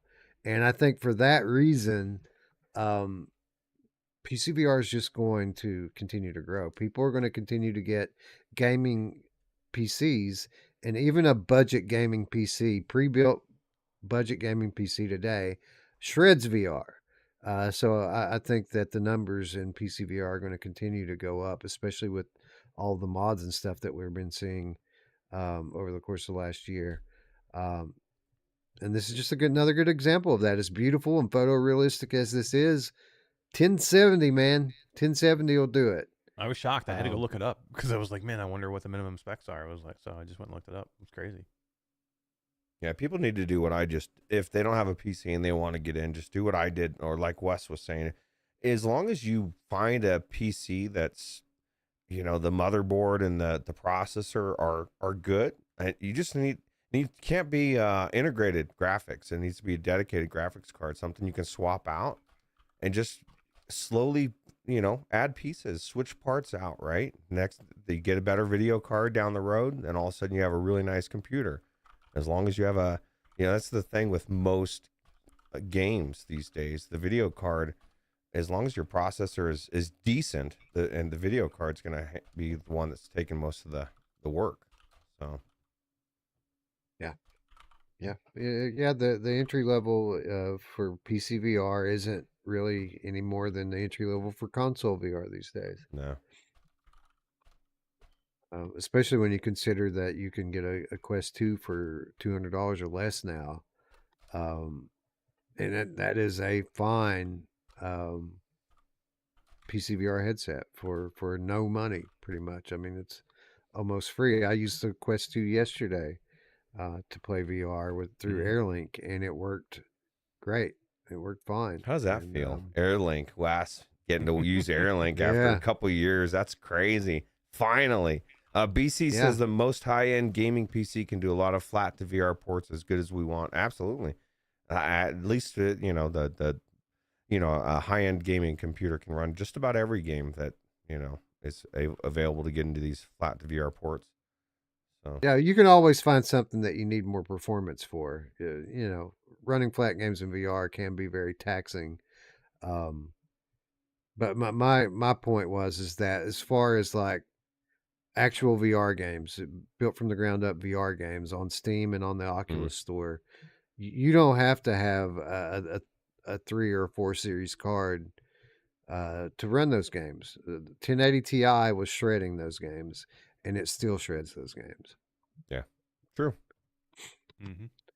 Okay, so moving along to the next title, I think it is time for us to talk about Converge. This game is not out yet. It's not out yet because it comes out tomorrow. This is a Steam VR exclusive coming to us from Monkey with a Bomb. We would like to thank Monkey with a Bomb for providing us with review access. So you guys might remember a news story that we covered late last year about a developer of a game called what was the name of their original game, Eric? It I'm was drawing a blank. Paradox of Hope. Paradox of Hope. Thank you. This is a game that we covered. We played it. We gave our thoughts on it, and we enjoyed it. Uh, it was a Metro style game, except built for the ground up from VR, by a solo dev. So Monkey with a Bomb is just a one man studio.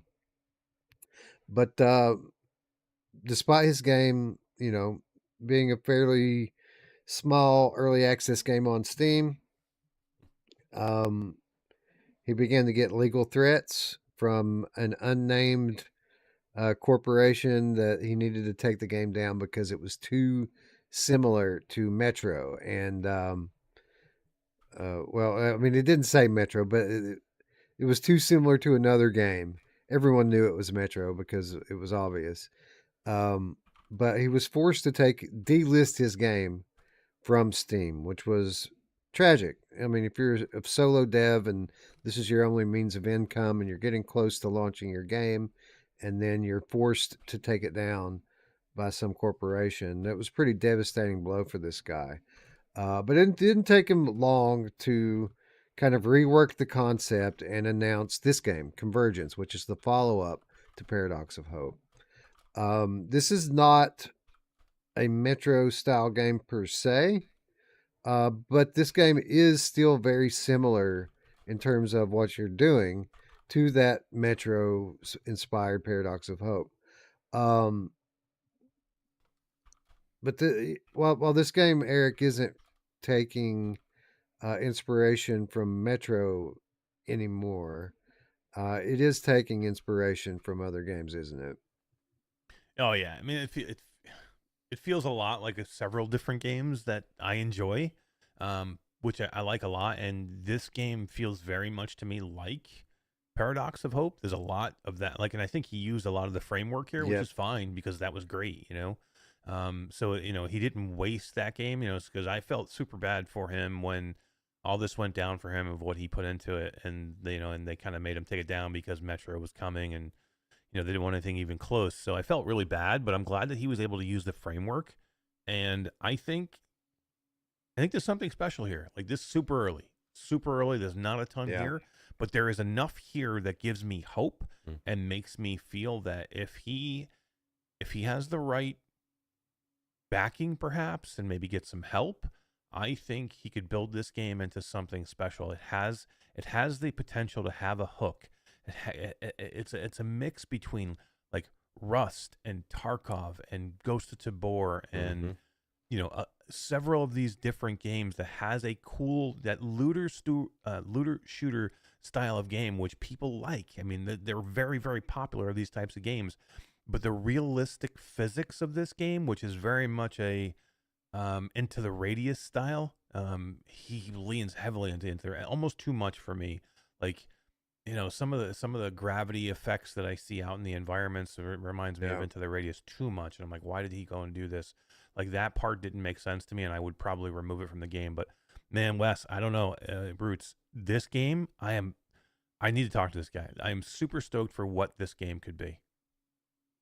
Yeah, I enjoyed it a lot, and I think you nailed it here. This is kind of like it's like a single player Ghost of Tabor style game.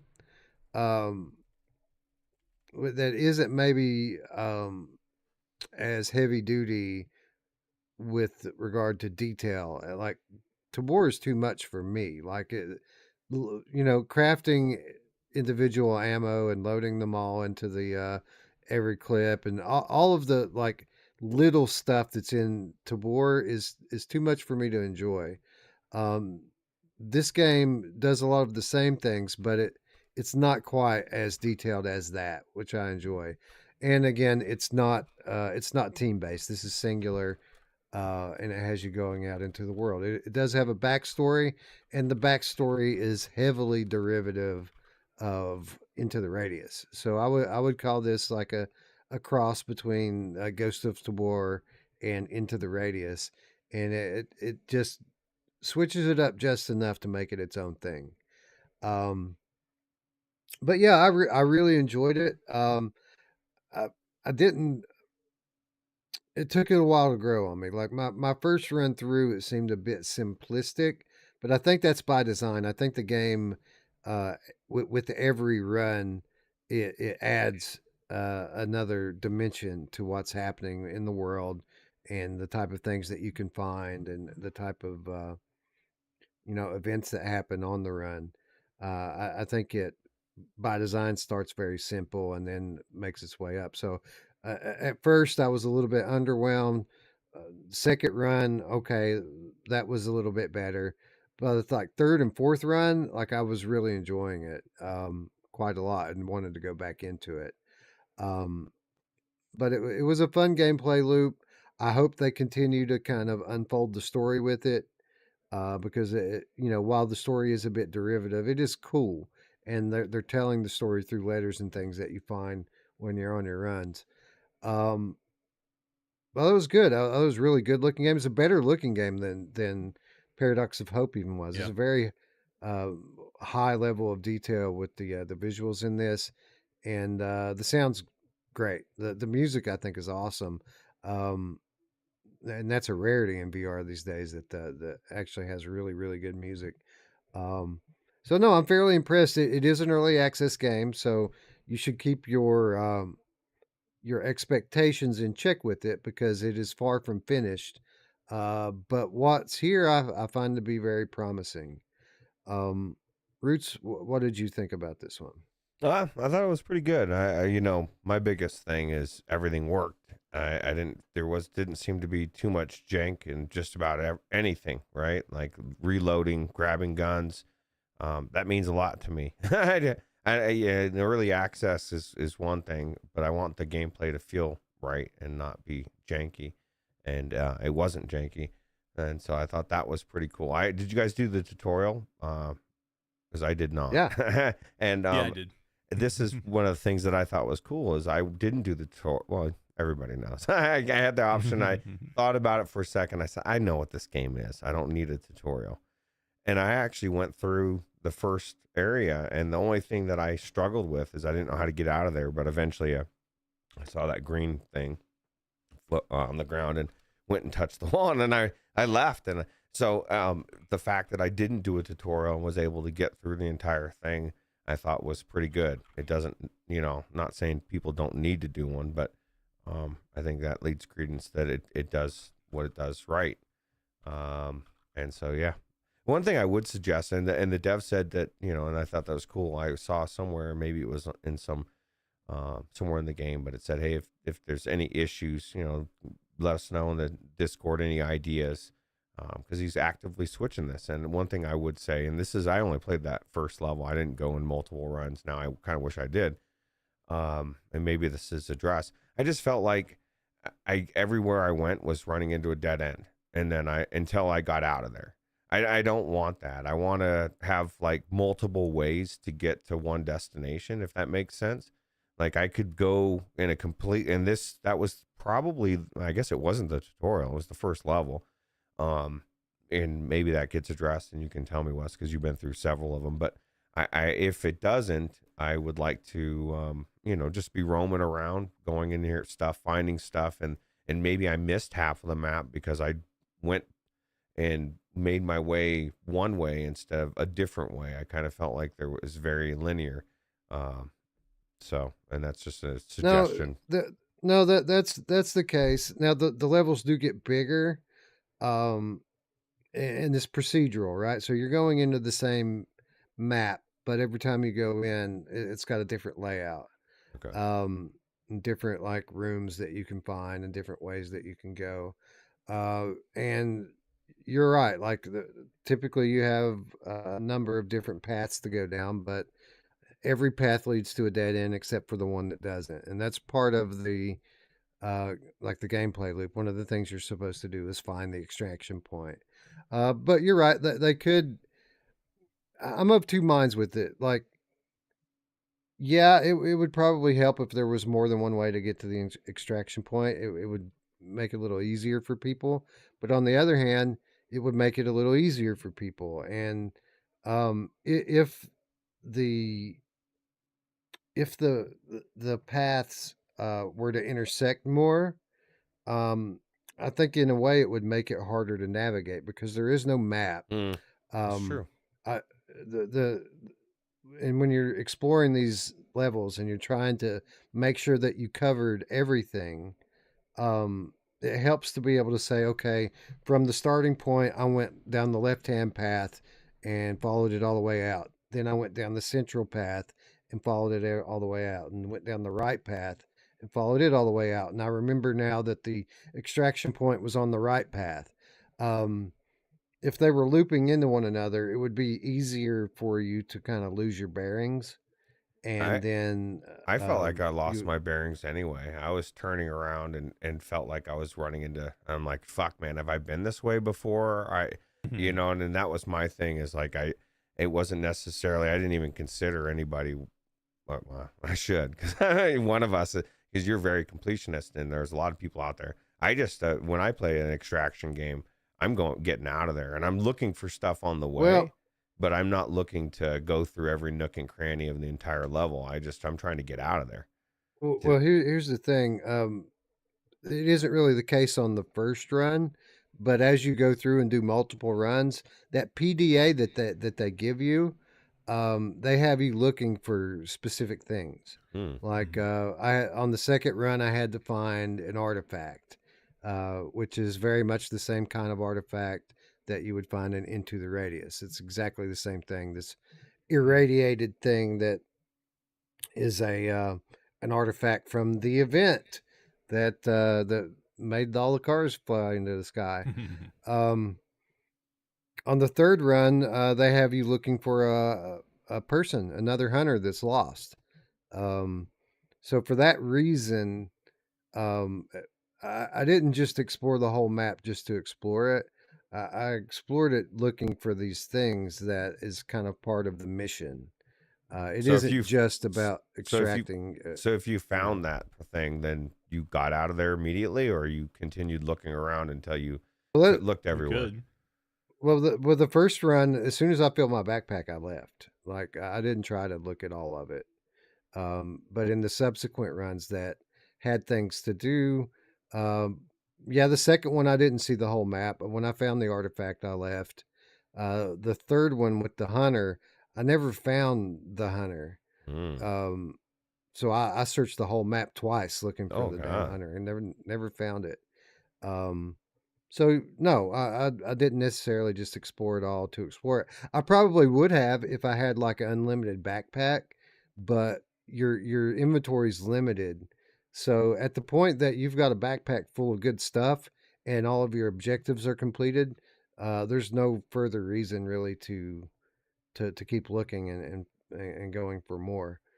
Um, You know, so no, I like the backpack system here a lot Yeah. better than I think Tabor is the one that's has like you have to like put stuff in certain yeah, ways and Yeah, it's stuff, more like right? Into the Radius. Yeah, Yeah, this is so, more like Walking Saints and Dead. Sinners. Yeah. Yeah. yeah. So I was thinking about that for Tabor or any game like that. Like, and I know that they kind of want it to be some like Tarkov. It again, it's instead of looking at things and saying, okay, it's VR and it's going to be take a lot of time and it just makes it very to me clunky. It would be better to, you could have different like a backpack, different sizes that have like 20 slots, 10 slots, 5 slots, different weapons count for so many slots. Like a big gun is 3 slots, 4 slots, and you maybe have to still kind of jostle them around to make them more fit, or I don't know, but it's very bizarre. I think that's my biggest gripe with Tabor is that backpack is very, very funky for a fast paced. Oh my god, I got to get out of here. People are shooting at me, but I got to take 15 minutes to play Tetris in my backpack. It's very bizarre to me. It's exactly what I was saying at the beginning of the show of everything having to be too much VR, or in this case, too much like what it's trying to be like, which is Tarkov. And sometimes some things just need to be overlooked for the sake of flow of the game, right? I agree. Yeah. That I was agree one of the too. things that really got on my nerves the most about Ghost of War is like obviously the OCD in me wants to bring as much back from my run as I possibly can, but I found myself spending way too much time trying to Tetris all that shit in there. Something like this is more straightforward. You have like 9 or 12 slots to start out with, and then you buy upgrades to carry more. Now, it wasn't that I didn't have a complaint though, because unless I just didn't figure out how to do it, you can't carry weapons.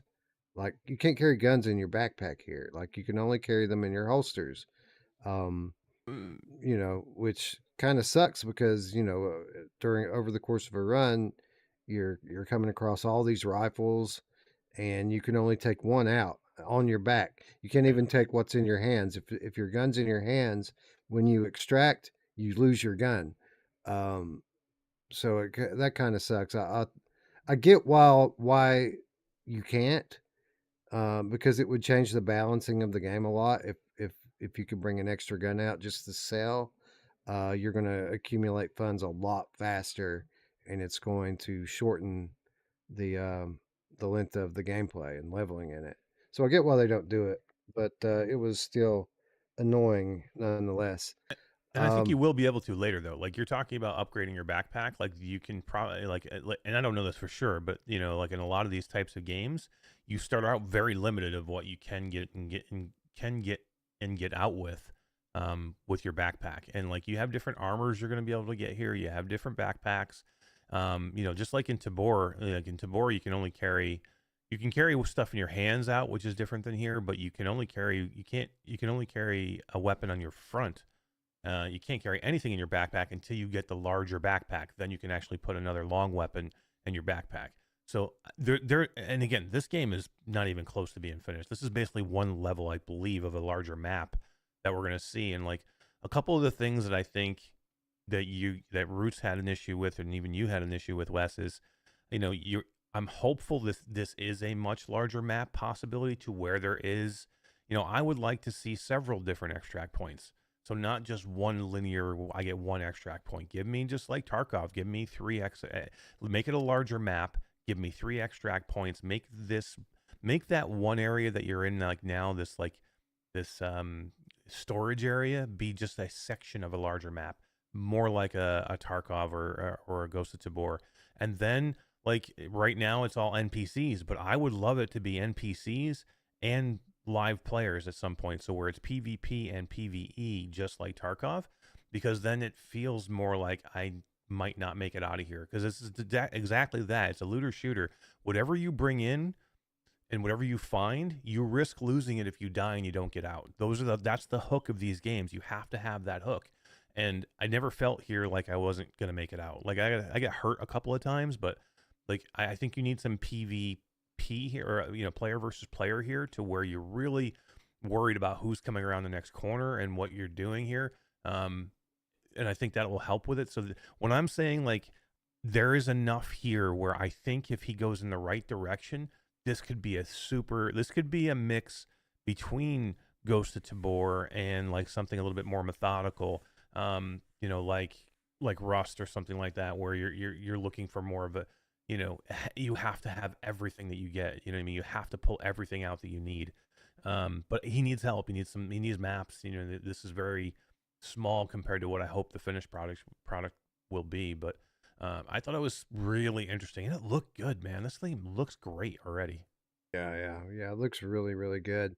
And with that said, like 95% of my experience is in that first level. There's 2 levels.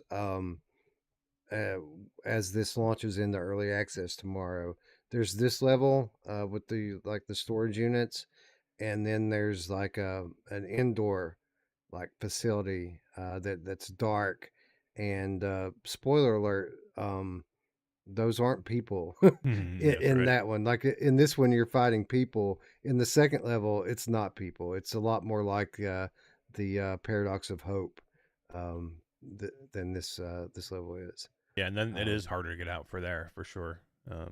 But I like to having this style of thing where I would like that you'd be able to loot these people's backpacks though. Did you notice that like you can only loot with like one thing off of them, or maybe sometimes two things. I'd like to have a backpack on them where I can grab the backpack, see what they have. Right, because it's basically that the thrill, right? You don't know, is this going to be something in here? Is it going to be shit? The only thing that I found, and maybe this is different from further on, was in those crates, right? You find a crate every once in a while, you open it, you're going to find something that's a weapon piece or something you go sell. So did you guys have the dog dig anything up for you? No. Yeah, multiple that times. That was cool, man. I was like, first time he did it, I'm like, holy shit, is he digging something up? And all of a sudden he came up with like a pretty cool item. My dog didn't do shit, man. As a matter of fact, I mean, I guess he did. He growled a lot and barked. That's another thing. You got to have him do the whistle. You have 3 different whistle commands. Whistling, dude. Oh, you didn't do the tutorial. Dude, no, I didn't do the tutorial. I didn't know fucking whistle, dude. Yeah, you can get the dog can actually do quite a bit of stuff.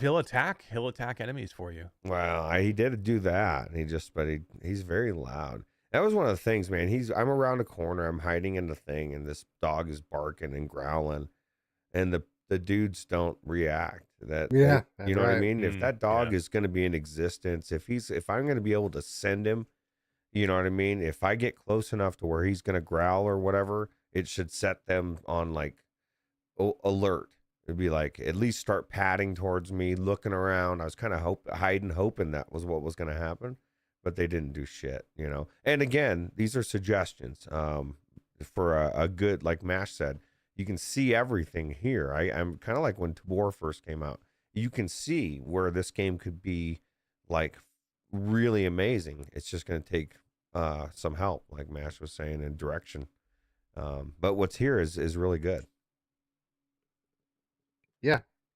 So this game is launching tomorrow for $20. And actually, I think there's going to be a discount on it at first, like 10 or 15% discount. That is early access pricing. I fully expect that when this game launches, that the price is going to eventually be more. He hasn't said that, but he's alluded to that as he thought about raising the price up for this one. $20 was the price of Paradox of Hope. I think he wanted to charge more coming into early access for this one. It's a bit of a different world now than it was then, and money's not worth quite as much as it used to be. But it's important that people buy this. Like, he's got a lot riding on it, and if he doesn't do well in early access, then he's going to have to go take on extra work, which means that the development's going to slow down for it. He still finish it. He'll still be working on it, but he'll have to take part-time work to make ends meet. So I think in order to make sure that he gets as many sales as Paradox of Hope, he's pricing it the same as Paradox of Hope, and he's just asking people to support it. So I'm going to do the same. I'm sorry, go ahead. Here's my thought. I think that should be standard. Like, you can't, regardless of what you want to get for it, it's early access, so much so that we're caveating everything we're saying and saying we see what's, it can be and everything, and it's got enough gameplay that it's worth it, $20 anyway. But my point is you come out here and say this is going to be a $39.95 game. My statement would be, well, it's not yet. When it is, you can bump it up, and that's the mistake most developers make. They want more than what it's worth, and right now, $20 is super fair for what you're getting, and then with the promise that it's going to be finished and be way more, and you're getting in at the ground level. You're going to get the cheaper version now. When it's finished, you're not going to get that cheap price. I think that should be standard. Yeah. Fair price. Yes, Eric? Definitely. I think, for where this could go, I think this is definitely a fair price. I think it's really good. I'm really looking forward to see what he builds this into. I hope he can continue. I do too. And for that reason, you'll find the link to this game in the description down below. I'm going to go ahead and ask everyone if you're going to buy it. Please do. Please buy it. If you're not going to buy it, at least go give the guy a wish list. Maybe we can get it kind of moving up the charts on Steam a little bit and get it in front of some people's eyes, so that that maybe some people just stumble upon it that aren't aware of it already. But I'm going to go wishlist it right now. I hope everyone else does the same. I should have had you put the wishlist thing in here, Ruuts, that we normally do. Ventura Tide Pod says, I'm not a gamer, but I'm so high it doesn't matter. I love this stream. Oh, well, we love you too, Ventura Tide Pod. It was 420 yesterday. So that's true. Did you celebrate? I did. Yeah. Nice. Awesome. So yeah, you'll find a link down below if everyone would just go wishlist this game and tell a friend, because it is coming tomorrow. You're going to be able to buy this and play it for yourself, and you're going to get some hours out of it in its current state. That first level I ran a few times. The second level I didn't, because I fucking died immediately. I went into it like way too soon. Eric, I went into that level with just a revolver and 2 reloads. Ooh, yeah, no, that's yeah. I didn't kill. I emptied one of the clips into the monster right up front, and it just killed me immediately. And I said, you know what? I'm not ready for this yet. And then I went back and started running the first level some more. I saw you had that in this video. I saw that happen. I'm glad you explained it. Yeah. And I was like, what the hell just happened? I'll tell you what, I never made it that far, but I just don't understand how you reload until I watched Wes's video. Because I didn't. Someone told me not to do the tutorial, that I didn't need to do it. So. It's definitely helpful. Yeah, but yeah, I mean, as passive as like the regular human character, not NPCs are, and they're pretty easy to get through. The later kind of monster enemies are kind of badass, and they're gonna come at you pretty fast. You can definitely see where they're going with it. So, like, I'm hopeful. It's almost like there again, there's a really good possible mix here to have like these surface things where you're going up against humans and trying to loot from them and stuff like that, and then have like almost like a dungeon thing, like in an MMO where you go to these dungeons and you battle these monsters. You could have both, you know what I mean? Which is I think is super cool, and I kind of like where he's going here. He's got like a Metro Tarkov, Rust mix in here. Yeah, I just hope he realizes it. Yeah, and it does kind of tie into the backstory here, where this event happened, and it happened in this area, but it's there's worry that it's going to spread to the whole world, and kind of the event that took place is turning people into like these monsters that you're finding down in these. I don't know what the name of the area was that I went to, but so you're right. You have to deal with bandits, post-apocalyptic bandits, but it's kind of like Fallout, where some people are zombies and some people are just evil. But only these aren't zombies. These are something very different than zombies. They're like fucking grotesque monsters that are very aggressive and very powerful. I want to touch on something Eric said early on that I just remembered that I agree with, and it was about the elements that are somewhat like Into the Radius, like with the cars floating and stuff. Like, to me, it looked like the game was broke or something. But then I realized, okay, this is what it's supposed to look like, just kind of dystopian looking or whatever. But it just, I don't know if I liked it. The way it just looked weird to me. Maybe I just need to get back in there and look more. But I assume that's what you were alluding to. When you were saying all the cars floating, and it just was weird. I like the aesthetic. I didn't like that it was so much like Into the Radius, not just visually, but kind of with the story. Like it's very similar to Into the Radius. The premise that the game is built on. But I like it. I think it's cool with all the like pieces of cars and stuff floating around, and everything having this weird science fiction-y feel to it. I think it's cool. It's just it's been done before, right? Mm-hmm. Yeah. Yeah, and I don't think it's necessary here. Like you didn't have to do that. So I'm kind of wish he didn't. Like, and it's something I think, in a future build, he should just kind of like get rid of that thing. Into the Radius is already its own thing, and it's already got another one coming out, like, this year. I mean, I would just stay away from that, and Right, and lean into other stuff. you can make it similar without making it the same.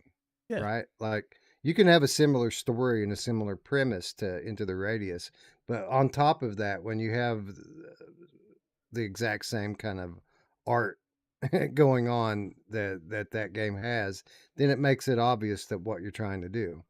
So yeah, you can be a little bit more discreet, I would say, and take inspiration. You can take inspiration without taking ideas. Yeah. Anyway, it was good. I had fun in it. It took it a little while to grow on me, but it didn't take super long for it to grow on me. And I really enjoyed it, and I look forward to getting back in and playing more. Got the high score. I did get the Yeah. high score. I smashed the fucking high score too, by the way. Like I really not that the public is playing in there, but I saw some fairly well known content creators on there, and I do take joy in the fact that if they ever go back, they're going to know that I'm better than them. Yeah. Well, well, I went in there and I saw, and you weren't at the top of the list, and I was disappointed. And then I went in the next room, and then you were at the top, and then I felt better about it. So our friend Gamertag's in the chat. What's up, GT? He says it's just stock assets. Is that same font you see in every indie VR game? That's true. You kind of saw these assets first in Into the Radius, then you saw them again in Ghost of Tabor, and now you're seeing them again here. So it isn't new. Like the ammo boxes are the same ammo boxes. The weapons are the same. A lot of the stuff is the same that you see in those other games that we've mentioned numerous times now. and here's What I'm okay with. well, that's the thing is and I was watching somebody talk about this recently. It's Unreal Engine 5 especially, where we better get used to that. Like they're buying all these assets, they're spending money, they make these games, and they're gonna a lot of game devs are just gonna reuse those same assets. It's just what the gameplay is and what it's built around is what really that matters for sure. Right. It's the Well, loop, I man. can It's the appreciate gameplay loop. both. Like I don't have a problem with people using pre-made assets if they pick good ones. Like Right. sometimes you see these indie devs, they'll make their whole game out of the cheapest assets on the store, and it just looks like garbage. But I'm fine with games like Into the Radius and Ghost of Tabor and this one using these assets. These are high detailed, good Right. assets.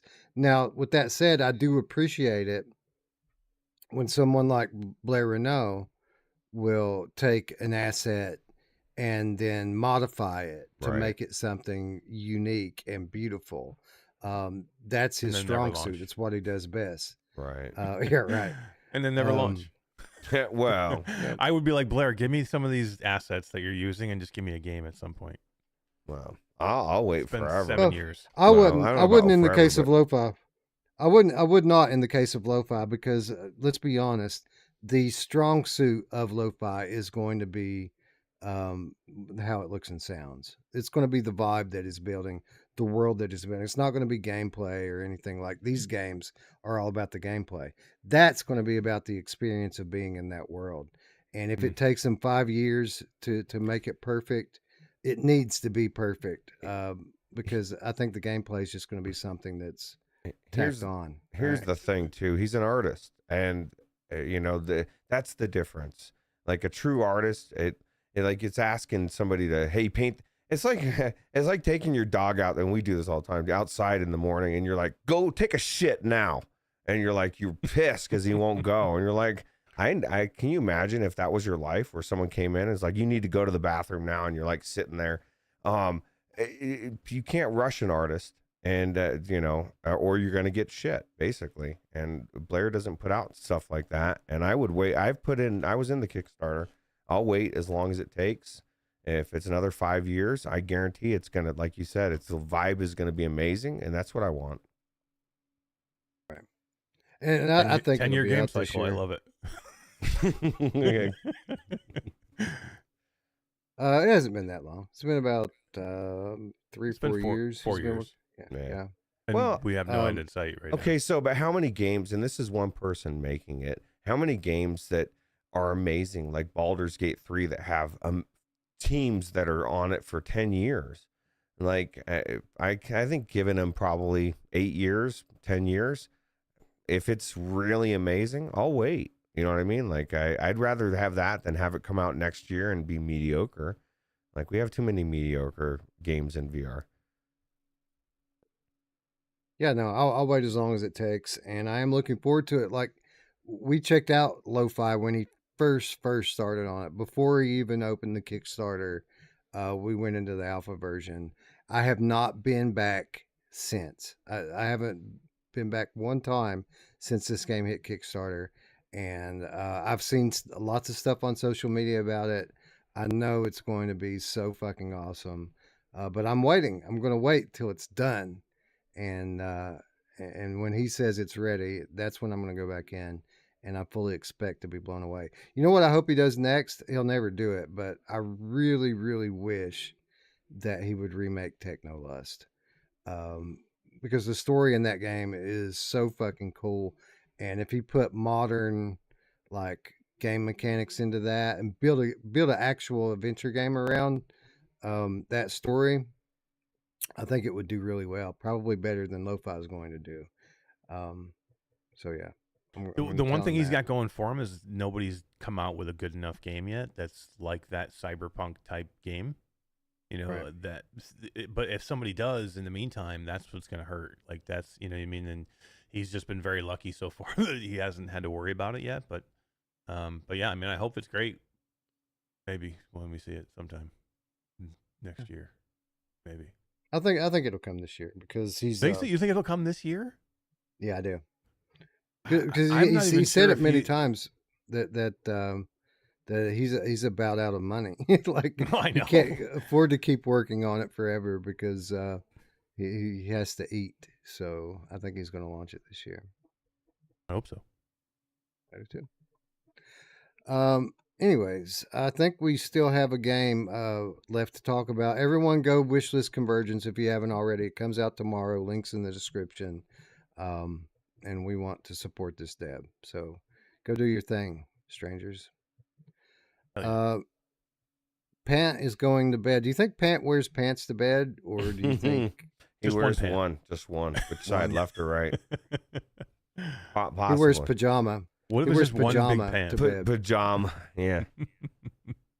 Yeah, we got all sorts of people going to bed early. D's going to bed. Don't go to bed yet. We have one Awesome big game to talk about. I know. Stay for this big one. You're not going to want to leave. Yeah. Yeah, and we still got a giveaway to do. Oh, too. yeah? They're crazy. You guys are crazy, but have a good night. You're missing out. So, why don't we talk about the latest big thing to come to Flat to VR world, and that is World of Warcraft Wrath of the Lich King VR.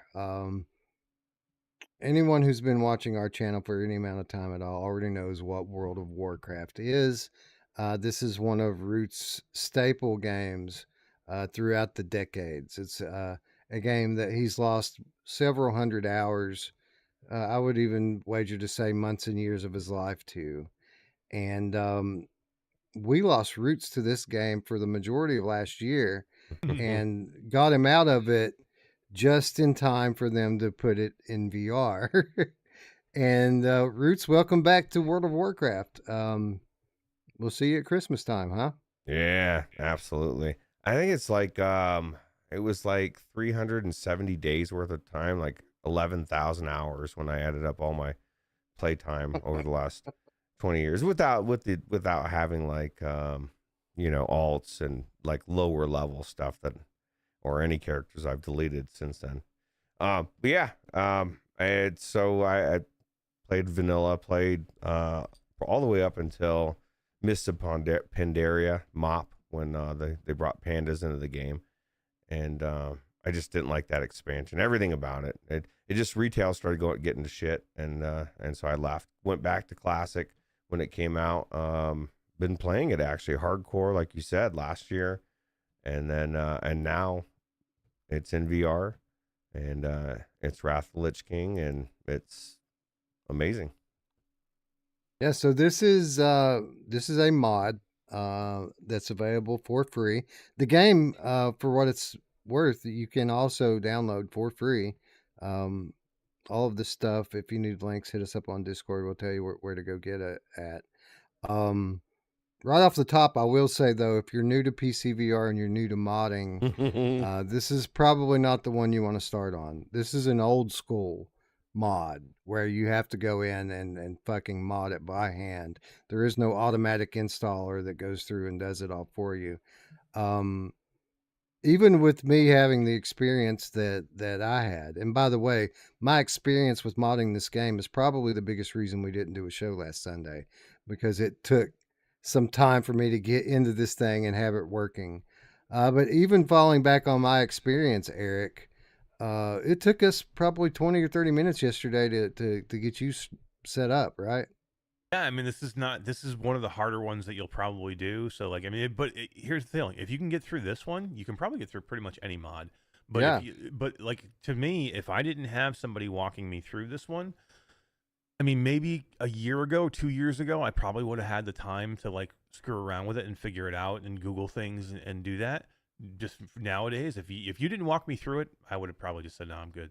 I'll be fine," because this is confusing. Like, especially if you've never done World of Warcraft before. Like, if you're going in cold and never played World of Warcraft, and then you have to do the mod too, you're lost. And you're trying you're trying to learn the game on top of everything else, right? Yep. I mean, I couldn't even get the game downloaded. I couldn't figure it out. Yeah, you went the wrong way about it, like I did. Well, and then here's the problem too: is like BattleNet is a fucking pain in the ass, man. Because I have a BattleNet account. It doesn't work. Like BattleNet, come on. I mean, BattleNet is like there's a lot of shit games that are in BattleNet that BattleNet uses. Like, and how is it to the fact that I still can't log in, and like it's broken half the time? It doesn't let me log in, and like it took me an hour just to get my password changed again so I could relog back in, because it wanted to keep locking me out because I hadn't been in a few months, and it was asking me for a 2FA that was going to a wrong email address. Yeah, I had a similar experience where I was trying to log into BattleNet to start this thing. Yeah, because there's not much directions, and the directions on Flat to VR tells you that you have to log into the thing and create your character at the top. That's the first thing you have to do, and in order to do that, you have to log into BattleNet. The truth of the matter is that you don't start by logging in and creating your character. That's not something that you do. So the instructions are wrong right off the top. And you don't have you don't even have to have BattleNet. If you've never heard of BattleNet, you don't. You know what I mean? I stood around for an hour trying to get BattleNet, and Wes is like, "Oh no, you don't need BattleNet." What the fuck? Well, that's the thing. No, it's because I did the same thing. I did the same thing you did. I already had BattleNet login because of, I think, Call of Duty or something uses it. I have BattleNet usually running in the background, so it automatic. If your BattleNet's running and you click on that thing, it's going to try to go through that. So that's the beauty of this. The best thing about this game, and anybody that's been curious about World of Warcraft, you've always wanted to try it, $15. Like, this is all different, and it's actually I don't know. There is no cost. It's free. It's and at least the server I'm on. I don't even know if we're supposed to talk about servers or anything. It's just probably not best, but the servers, there's a lot of servers out there, really populated ones, right? And it's very good. So you do have to use this on a private server, as is the case with most multiplayer games. If you're modding it, you'll get called out for anti-cheat. So the only way to use this mod is to go into private servers. Luckily, there are lots of private servers for this game out there. It's been around for a long time. and Ruuts found a good one for us to play on. And if you're going to try this and you want to know which server, which realm that we're using, just tag me on the Discord or Ruuts, and we'll tell you where we're at. You got it down now, Before, literally. I mean, like now that you have it down, I mean, I think you could talk somebody through it yeah, Pretty in easy. like 10 minutes, maybe. well, I mean, I had it down, and it took longer than that to talk you through it. So Yeah, I mean, I had a couple of small issues. Like, I think if now that you knew like where maybe I made a mistake, then you would probably, warn people not to make those mistakes. That's all. yeah, true. Yeah, that's true. Tech says, I can play this for free or just to level 20. No, Tech, that's what I've been trying to tell you in my Discord is this is completely separate. It's completely free. There is no subscription. There's nothing. And so you can play this in VR. You can check out World of Warcraft. You can hang out with us. And there's no barrier to it, right? And you can do it in VR. My only caveat, and I should have thrown out with this from the beginning because I know there's modders from this amazing mod. And SpryGuy agrees with me, and I guarantee everybody that plays this and actually wants to play this competitively, give us the keyboard mouse. I love D nailed it last night. Like I sit back when I'm leveling, I'm kicking back, I am questing, I'm doing everything with my controllers. I love it. And it needs to be there. And what you guys have done has been amazing. And I will always use the controllers. But as somebody that plays this semi-competitively, I really want to just have my keyboard mouse, because the reality is that when I mouse over something and I click my button here, one of my several mouse buttons, and I have a mouse over, it just instantly heals. And I know that you said in the Discord that there's different mods or different add-ons you can get and mouse over things. Absolutely. But what you can't get is the same precision, because when I go to try to mouse over something in this game, there's many times I click and click and click, and then it gets it. And you know what I mean? And now the tank's dead. And now the raid's wiped. Now they're like, Ruuts, what the fuck are you doing? You were supposed to keep the tank alive.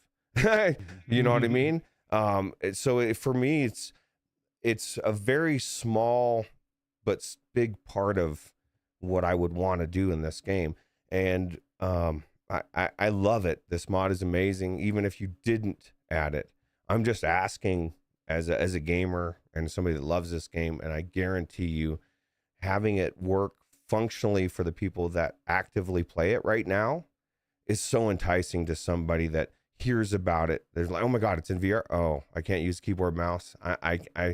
There's so many people that just won't do it, which is weird to the VR bubble. That sounds so weird, but it's so true to raiders or to hardcore WoW players.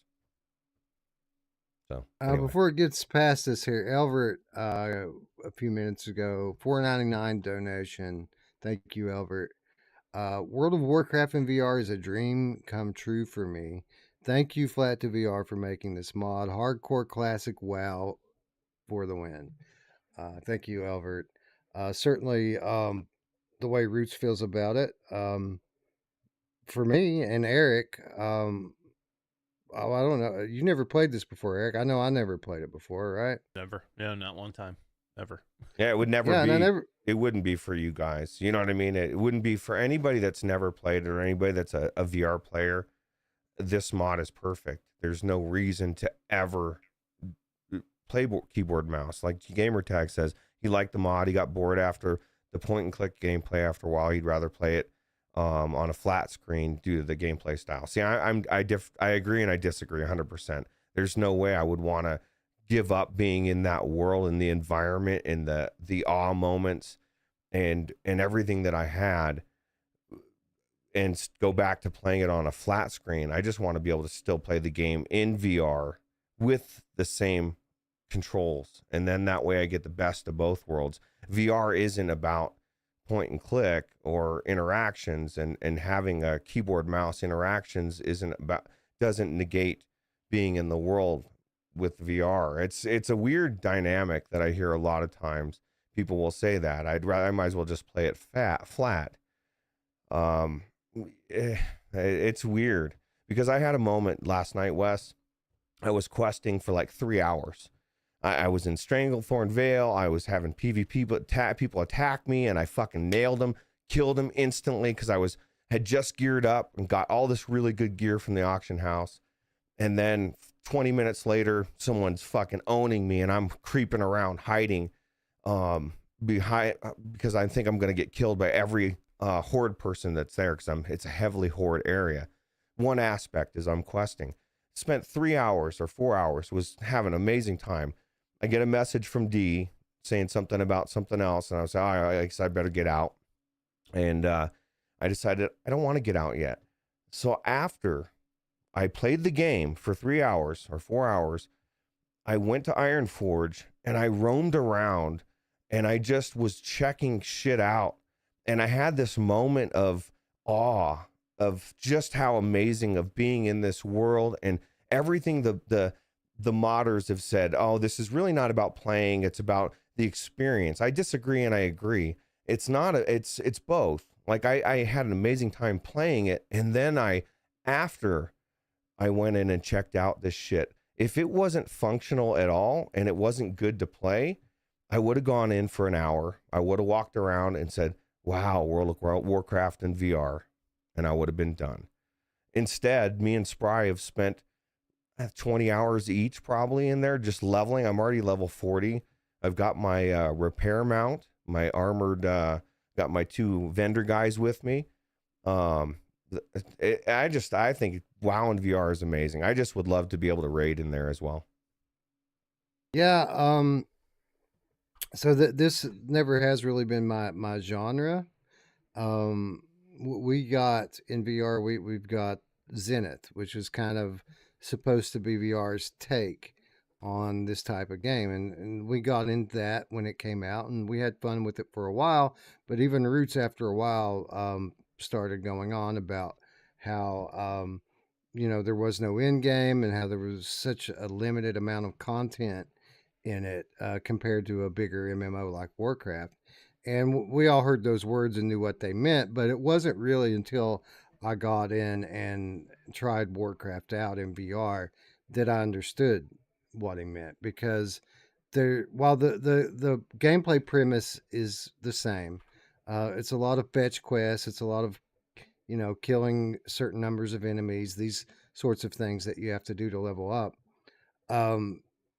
The scale is exponentially bigger, Warcraft versus Zenith. The levels, the worlds are so much bigger, and I don't just mean the area that the map spans. I mean, when you make it into these cities and these fortresses, they are just mammoth, gargantuan things that, and we all know how scale takes on a different meaning in VR. That's very much the same thing going on here. So you've got this massive world with massive structures and all these thousands of people that are playing in there. But you also have wider varieties of weaponry and items and armor, and there's so many more enemies. It's just literally Zenith seems like it might be, what do you think, Ruuts, 5% of what's going on here? Yeah, absolutely. Maybe even less. I mean, the area that we spent so much time in this starting area. Now, granted, we were waiting for, especially the second day, for D and MASH to kind of catch up to where we were at. But there's so much that you just keep like building onto building of what you're doing as far as questing and how big the scope is of area wise, right? It's just so huge. And then you have the classes, the skills, the gear. You guys didn't even get to see any of the gear that drops, as far as there's just so many different sets and that you can buy with badges. So I was thinking about this today. As a healer, I do dungeons when I get, and it's why I do enchanting. So I can, if something drops, I can always disenchant it, which means I can break it down. I get materials to enchant, and I can sell those. I can make money, or I can enchant other people's stuff and sell the enchants if I get special ones, or it's and then I also get enchants to my ring. So there's benefits all the way around for to do this. And so if I'm not healing, if I'm not running dungeons because I can't heal, then I wouldn't be enchanting, right? So, but I always take enchanting. It's just one aspect of what you can choose, right? You have all these different skills or things you can pick, and there's just a lot of them. I don't know. Yeah. So it is really a different experience, but it's the same. Because while there is all of this variety, much like Zenith, um, the nature of what you're doing is the same, or at least it has been so far. Like I haven't played super deep into it. I've probably put 5 hours or so into it. Wouldn't you say, Roots, or 5 or Yes, 6 hours? something like that. I think we spent a lot, actually, a lot more than I thought we would have, trying to get to where we went to Iron Forge, because that was one of the things I thought that, like you were saying, the scale, the sense of scale on everything that blew me away. Because we picked you picked a gnome and I picked a dwarf, so we were like a smaller class to begin with. And even on my druid, I turn into cat form and I get really low to the ground, and it totally changes perspective. So I just amazing how you can take a game that's 20 years old and I guess this is 10 years, this expansion, and bring it into VR, and it just, the scale is amazing. And for those of you who are wondering, you can play this in first person. The footage that you're looking at right now is third person footage, but with a click of your right thumbstick, you can change perspective from first to third person. And that's when you're in first person is when the scale of it really strikes you. Um, Eric, I know you didn't have as much time in it as I did, and certainly no one has as much time as Roots. But what were your thoughts on the couple of hours that we did spend in there? Yeah, I think I got maybe probably 3 hours in last night, something like that, and I was pretty impressed, man. Like, this is not normally my type of game, but I liked it. I liked it a lot. I mean, like, one of the things that like you guys weren't talking about last night because you had already been in there was I was amazed at how good it looked. You know, it's not like photorealistic graphics like you'd see from some like even like the game we played, the Convergence game. You know what I mean? It's not like that. It's more like, you can see some some polygons and things like that. But I think that's the base. That's the regular game too, right, Roots? I mean, it's Yeah. not supposed to be like that. Like, but to me, being in 360, like being around it, like I was in I was in this snowy area, and then like I was just amazed. Like all of a sudden, a storm kicked up, and I was in a blizzard, and I'm like, holy shit, man, this looks really cool. And then like some of the details on some of the like the bears and the cats that you're trying to like to battle, and some of the goblins or whatever they are, I thought were really cool. You haven't even seen the dungeons, and so this Right? is the thing, is like in the dungeons, and this is why I love World of Warcraft so much, is it's not like most of the games, even flat games, a lot of them these days. Like you go into these bosses, and each one of them has rare mechanics that you have to do specific. Everybody has to do specific things. Like there'll be times when everybody needs to get the fuck out and get away from the boss, or you're gonna die. All of a sudden, you just die, and then everyone laughs at you and like, "What are you doing, dude?" Like you know what I mean? Like, and so like it's there's just so much going on, and that's why I say I need to be able to use my keyboard mouse to heal, or I prefer to, I guess. But I just it would take a 9 experience to a 20. So Um, but to Gamertag's point, as much variety and scale as this has, as many hundreds of hours of gameplay as it has, it is a valid point for someone who is a VR enthusiast or strictly a VR gamer. This might not be for you because it is button click, or, point and click, button press interactions. So when you're fighting things in this, you're literally putting a cursor on them to highlight, and then doing a button combination to attack. Now there's dozens of different attacks and spells and melee and all this different stuff you can do, but at the end of the day what you're actually doing is pointing, clicking, and pressing buttons. um So that is the one place for me as a VR enthusiast that a game like Zenith does have an advantage, is because in that game you are using your hand, you're gesturing, you're flying around with your arms spread out. You should have nowhere to go, Right, nothing to exactly. do. So, Right, it's right. it's a kind of the trade off. Like you nailed it. You said that it's going to be 5-10 years at least before we see anything like this in VR. I think you said 10 years, unless like a Yeah. very big person, like company, decides to bring an MMO into VR, because you see how the scope of it. Like right now, we're going into Iron Forge in first person, right? Like the detail in just this city alone, or Stormwind, or later here in a minute, I'm going to switch over to a different video where I went to Dalaran and check out all the fucking people in there. There's so many people in there, people decked out in this like really elaborate gear. They got these mounts. What's cool about Dalaran, this is what we need to get you guys next time we get in there.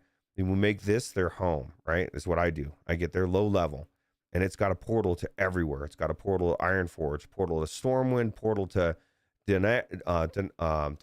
It's got a portal to I just found out, well, I just remembered, to Tanaris when I needed to get there, to Gadgets in. So everywhere you need to go, it makes traveling so much better. And then that's where everybody that's cool is hanging out. Now, like, the caveat is there's a lot of lag because there's a lot of people. But it's crazy. So did you make it in here, Eric, to this big facility? The one that's on the screen right now? I don't think I did. So this was the reason why we were pushing so hard toward the end, because we wanted you to see some of this stuff. Like, literally, as impressed as you are with it, like, you haven't seen anything yet. Like that stuff that we did yesterday, what was just the warm-up tutorial, so to speak. This thing is fucking massive. It's so big, in fact, that you really don't want to walk to some of these locations. You can walk, but it takes a long time. You have to take like railway systems to ride the train to some of these places, or portals like Ruuts talked about, or you can ride a griffin and fly there. But these things are so massive. Again, not just in area, but like these are like skyscrapers going into the sky. They're just huge cities that it's really visceral and impressive to be able to experience it in full 360 3D that VR gives it. So while the gameplay isn't like something that I find particularly compelling, the experience is. And the gameplay is good enough to give me something to do to keep me going on, so that I can see and experience more. And even, like I said, I haven't played it that much. The gameplay might improve when you're working as a team and trying to take on some more nuanced tasks rather than just doing basic fetch quests. Absolutely. But well, and then you'll right. get different spells. And then I was thinking about a couple things. Like I was talking to Mash and you on describing my druid, which I guess I can switch over. Well, let me get the Stormwind. We can get to the tram part, but well, here's Stormwind. I forgot what I was gonna say, but yeah, no, it was what was I saying?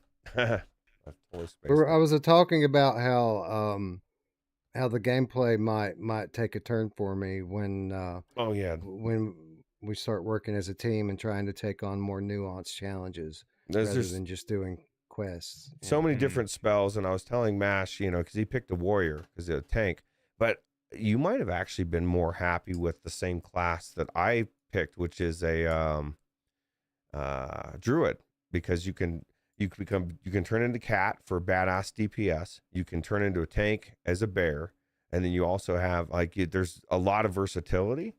And I don't know. That's the thing, is like there's so many different classes. My first class that I ever played was a shaman, and or mage 60. Then I did a shaman and became fell in love with healing, and then I've been healer since.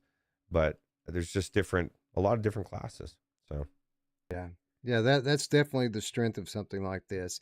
Not only is it massive, it literally puts the M in MMO. It's a massive game, but there's just variety. There's so much variety with every little aspect of it. Other than the interactions, everything else, there's just like endless variety for players of all styles and all interests, right? The one that really appealed to me when I was kind of flipping through was the kind of rogue. That was the one I thought about becoming. There was a class where like you can literally stay in the shadows and be more strategic about how you approach things. That was the one that appealed to me when I was reading through it. Um, but I do enjoy being a spellcaster, so I'm absolutely fine with the one that I chose. Well, yeah, mages are cool, and yeah, there's definitely a lot of different, like rogues are cool, and the druid as well has aspects of rogue as well. I can go invisible and do a lot of the same things. Backstab is very roguelike, so very versatile character. So Yeah, and something else we didn't mention too. I know that these sorts of games can put a lot of people off because of the amount of reading in them. Like, I don't want to go into VR and read a bunch of shit. I do when it like if that's the way you pick up a story in a game. Like, I'll go through and read notes and books and stuff. But like to like read and compare things and like to get um the kind of the details behind a quest or to compare like items and pick which ones are best. I really don't like that sort of thing, and doing it in VR makes it a little bit worse. But there's a mod that we're using that really helps with a lot of the questing in here. That basically it takes the NPCs that you interact with, and through AI, it gives them a voice actor. So instead of having to read this big long quest log for every quest, and there are hundreds of quests that you're going to take on, it's actually voice acted for you through AI. And it isn't like shitty AI voices either. It sounds like a real person. Everyone has a unique voice, and it's really, really well done and impressive. Um, and Yeah, I'm glad you talked me into putting that on there, Roots, because I felt it did definitely added something to the experience. yeah, we gotta fix mashes because it his I didn't know. work. And it's one of those things. There's so many things that uh if you don't do it exactly right, and hopefully they'll get to a point where they can just do a button push type of thing. I don't know if that's possible. Rob Harv 11 wants to know what private server we picked. You can go to our Discord to find that out. We're trying not to keeping that separate from everything, just for just to make things simpler, I guess. But I'd love to see you there for sure. So we've had some questions in the chat. First of all, Paradise Decay wants to know, did anyone ride the tram? Roots and I, we did take the tram, It's and it was funky. cool. Although it was a little weird when you step on it, it kind of puts you off to the side. And we both ended up falling down into the tracks more than once. It's So everything. It's the boat, it's the tram, it's the Zeppelin, anything that you board. Definitely don't do it in first person, because you can kind of, like Wes said, you can kind of control it enough to navigate and be able to get it. But if you try to do it in first person, there's just something that it does that is funky. And another thing that, and this is kind of actually good for me, in a way, not for other people. If you pick a different class, then one, you can go stealth. But so I went into Ratchet. I wanted to go to Booty Bay. So there's a boat there. Well, Ratchet's a horde town. We picked Alliance. And so when I go on there, there's horde people immediately. It's PvP. And typically they won't mess with you in town, because it's one of those towns where the guards won't kill you, but if they attack you, then they'll mess with them too, right? I think that at least Booty Bay's that way. So usually I don't get messed with until I get on the boat. But once you get on the boat, it won't let you target anything. Like, you can't target anybody to wave at them, to attack them, but they can target you. So and they will in a PvP server.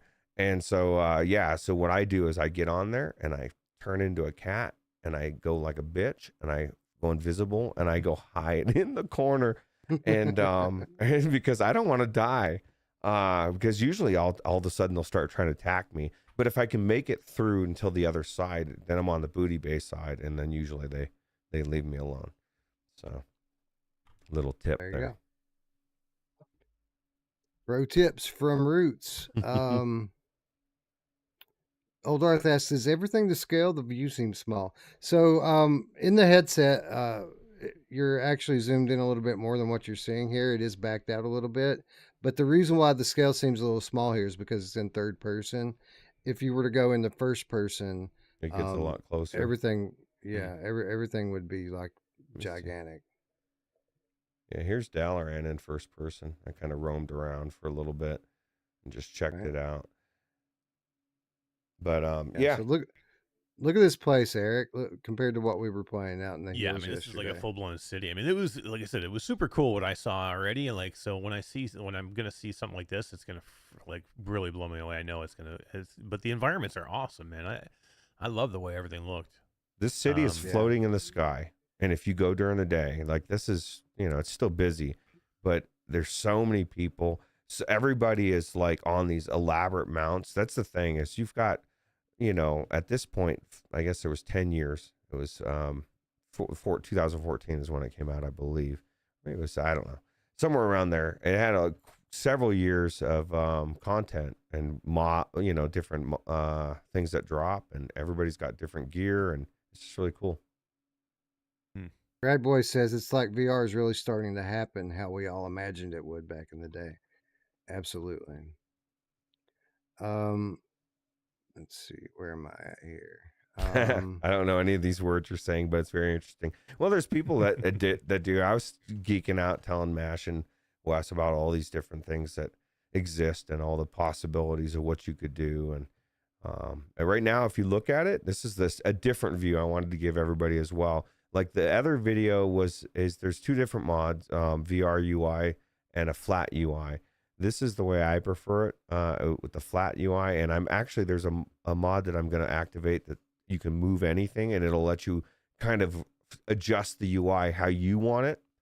And it also allows you to kind of like, I was able to crank my graphics up to 2560 by 1440, whereas the VR UI forces a specific, still good, but it forces a specific graphical thing.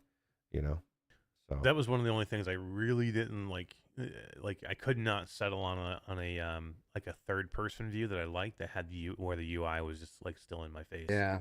And what Same happens here. is you need like everything's done with like a pointer, right? Like a laser pointer. So you have to select your targets, or you have to select who you want to talk to. And the way I was doing it, unless I was in first person, every time I tried to do that, my UI was right in the middle of where the freaking pointer wanted to go. So I'd either have to like do this or do this to go underneath it. I couldn't just point straight out and get it, because the view I wanted was right there. That'll be the next fine tuning thing. Is there's a mod or add-on called Move Anything, and then you'll be able to turn that on, and then you'll be able to move the UI and adjust it. And I guess you can also adjust it in other way in commands as well. The modders say. Just if I could bring the view eye down to the bottom of my view, right? Like most you would see, like for some reason it's like it wants to be right here in the middle of your view, and like it just doesn't, like I would run it on the bottom, like on the bottom of the screen, like a computer screen.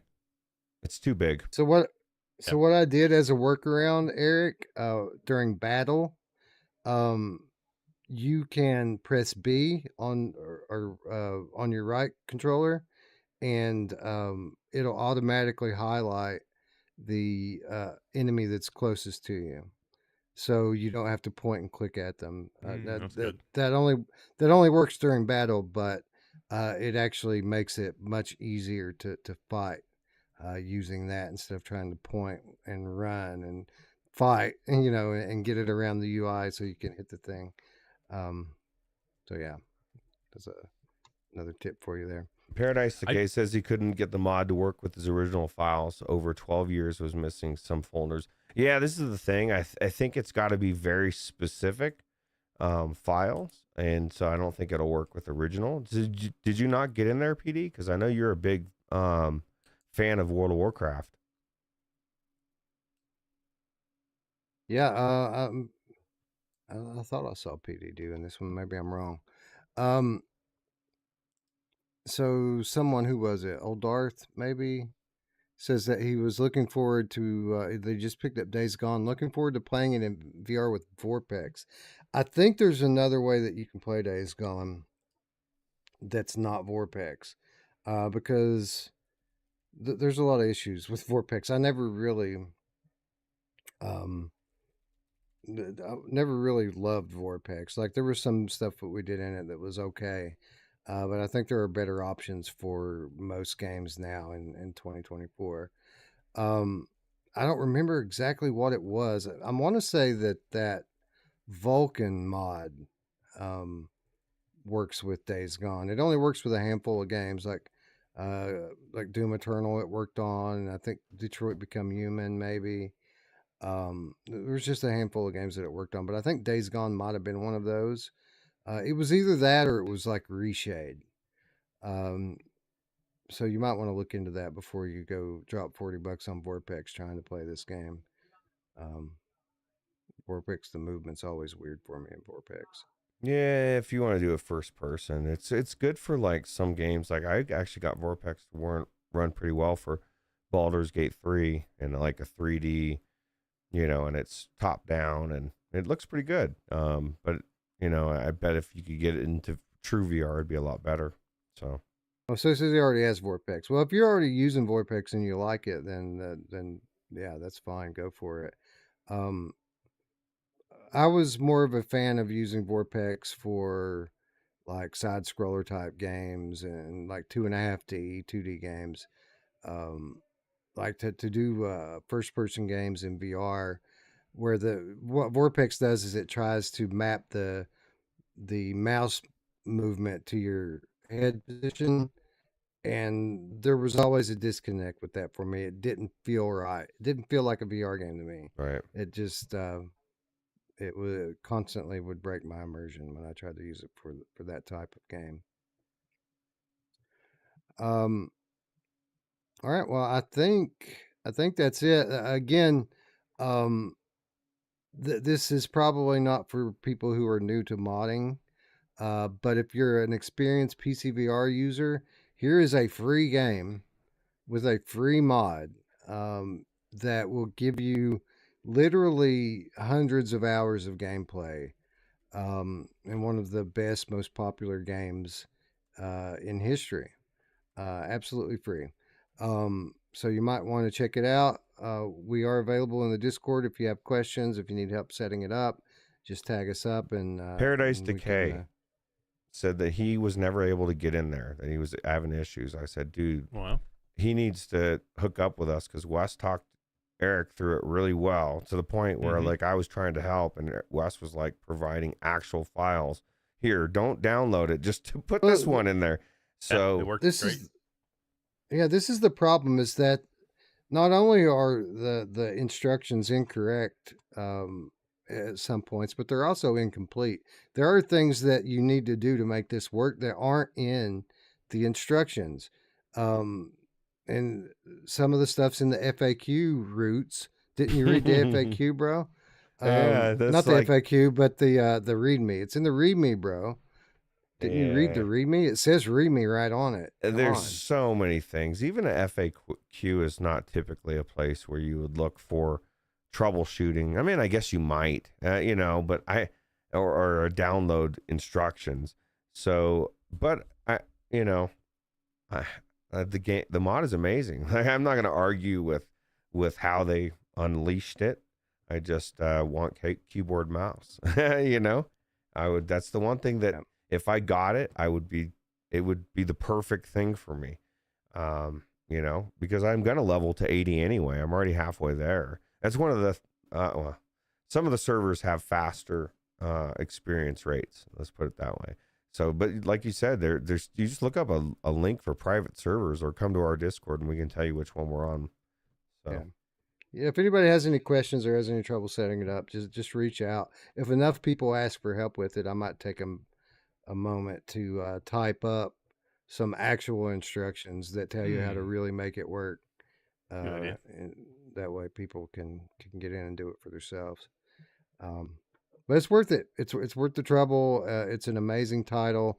Um, it's got the type of content depth that you don't see in VR games, right? Like you don't see games like this in VR, and especially when it comes to like uh, MMO RPGs, like VR has nothing. I mean, Zenith's Nothing. the closest thing, and Zenith is nowhere near this. So, like, Ev- if we had a game that was on this scale that had first person VR controls like Zenith, that would be a hit. That would be a big game that would probably even draw some people into VR. People want it. Um, You know, they want the yeah, content. They want something that's this deep, right? And they want, you know, Zenith it just didn't have everything that it wanted. It's a good stepping stone, right? It just isn't, you know, this is what I want anyway. right. So yeah, that's WoW VR. Everyone check it out. If you're into MMORPGs, it might just take over your life. Yeah, absolutely. Remember Roots when we were coming into January and the UEVR mod had just come out, and we were like asking, well, what else could modding possibly bring us this year that would deserve any kind of attention or have any kind of shot at winning mod of the year? Yeah, Here they go. and we're They bring just your in favorite April. thing in the and it's April, exactly. Well, and this is what I was just saying to people on the Discord, and this is just my prediction. I said, you know, just in the next year or two, you're going to look back and you're going to see that flat to VR is going to do more for VR in the next few years than anybody's done for VR, because these are the pushes we need. We need the eyeballs. A lot of people, and I get it, they might say, Roots, I don't care about flat gaming. I don't care that you love flat gaming or the AAA games or whatever. We need the flat gamer money is what we need. That's what you should care about. And so we need Blizzard to see something like this. We need every big game company to see and like, oh my God, these modders did this. We could be making money on this. You know what I mean? We want that to go through Blizzard's mind. And so that they can we start to get their mind work. You know what I mean? Then they start investing and we start to get games on a level that then you can stop hearing me bitch. That would be the dream, because I would be happy for sure. We'll get there. And I don't think we're necessarily going to get there by even bringing hybrid games. I think hybrid games will go great strides toward bringing in traditional gamers. But I think that there's a certain percentage of the population out there that they don't want to change and they don't want anything different, and that it doesn't matter what we do, we're not going to win those people over. I think we don't really cross over and become mainstream for probably at least 5 years. I've been talking about this a lot on different forums over the last week. I think what the really big turning point for VR is going to be is when the young people who are all growing up with it right now get older, because they don't have any kind of set bias against it. They don't have any kind of like gamers that are our age have been playing games the same way for 30 years. They don't want to do things new. Some of us do, but some people are just closed off to it. But people who are like the age of my kids, they're all in quests and they're all playing stuff like Gorilla Tag and Roblox and Rec Room and all of these different things, and they're all in VR already. So in 5 years, 10 years, when the hardware gets smaller and has more capability and becomes even more amazing, and these people get older and join the workforce and have their own money to spend, that's when we're going to see VR fully cross over, and it's inevitable. So yeah, hang in there. I think everyone knows that too, and in terms of these corporations. Oh, They're yeah. just not ready to invest in it right now because it's not going to give them a ton of money right now. Well, and who knows what AI is going to change the scope of VR. Meta That's right right. now is making strides in AI, looking like they might pass NVIDIA, they say now. That could just be a bunch of BS, but they say this new Llama or whatever it's called, this new Llama 3 or whatever they're putting out is supposed to be way more advanced than anything. So who knows? And then the AIs are going to learn about each other and start working Ooh. together and iterating upon themselves. And Yeah, it'll be cool. Yeah. I think they might even start reproducing. Oh, wait, they already have AI robots that do that. That's a good idea. Anyway, let's wrap this thing up. We've been going for quite some time now. But we're not done yet. We still have some games to give away. So I think we'll just start off by concluding last week's giveaways. So we had Max Mustard and we had Genotype up for grabs. We gave away some live last week. Now we're doing a second chance drawing for those. So let's start with Genotype.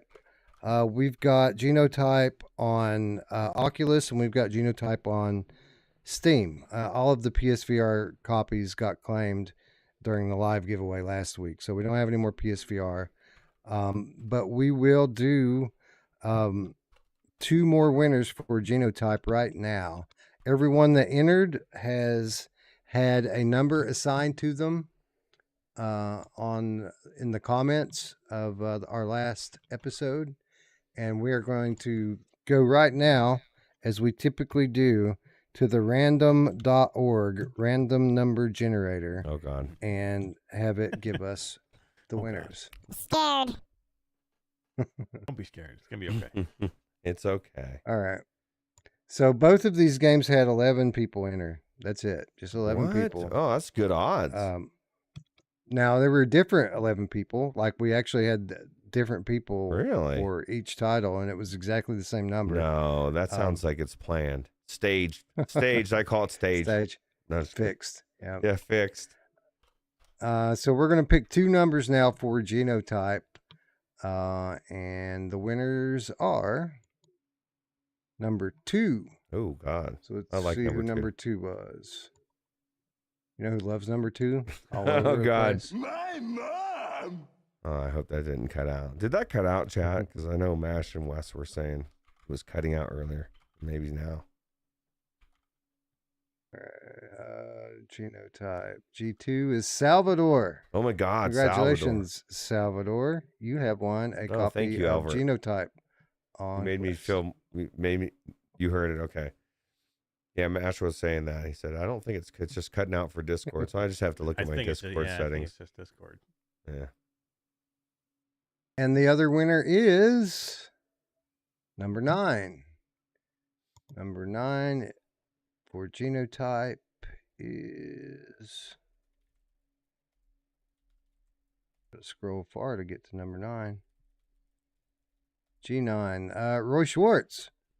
Congratulations, Roy Schwartz. You are the winner. Roy Schwartz and Salvador have both won a copy of Genotype, which is an amazing game, and you guys are going to love it. It's so great. All right, moving on to Max Mustard. Same deal. What a good 11 game. people entered, 2 winners. Hey, I just First want to, winner is... before I'm you sorry, go say ahead. who it is, I just want to add this. If you're excited about Max Mustard, if you're on this list and you are waiting right now and you don't win it, you have to buy it. That game is so Yes. good. Like, that's probably Both one of my these favorite. games. Both of these games. That's true. Absolutely. Anyway, I didn't mean to interrupt your rant, Roots, about how awesome Max Mustard is. No, I just love it. There's not in a world where there's very few games that I just really have fun and joy and just like, I just really like this.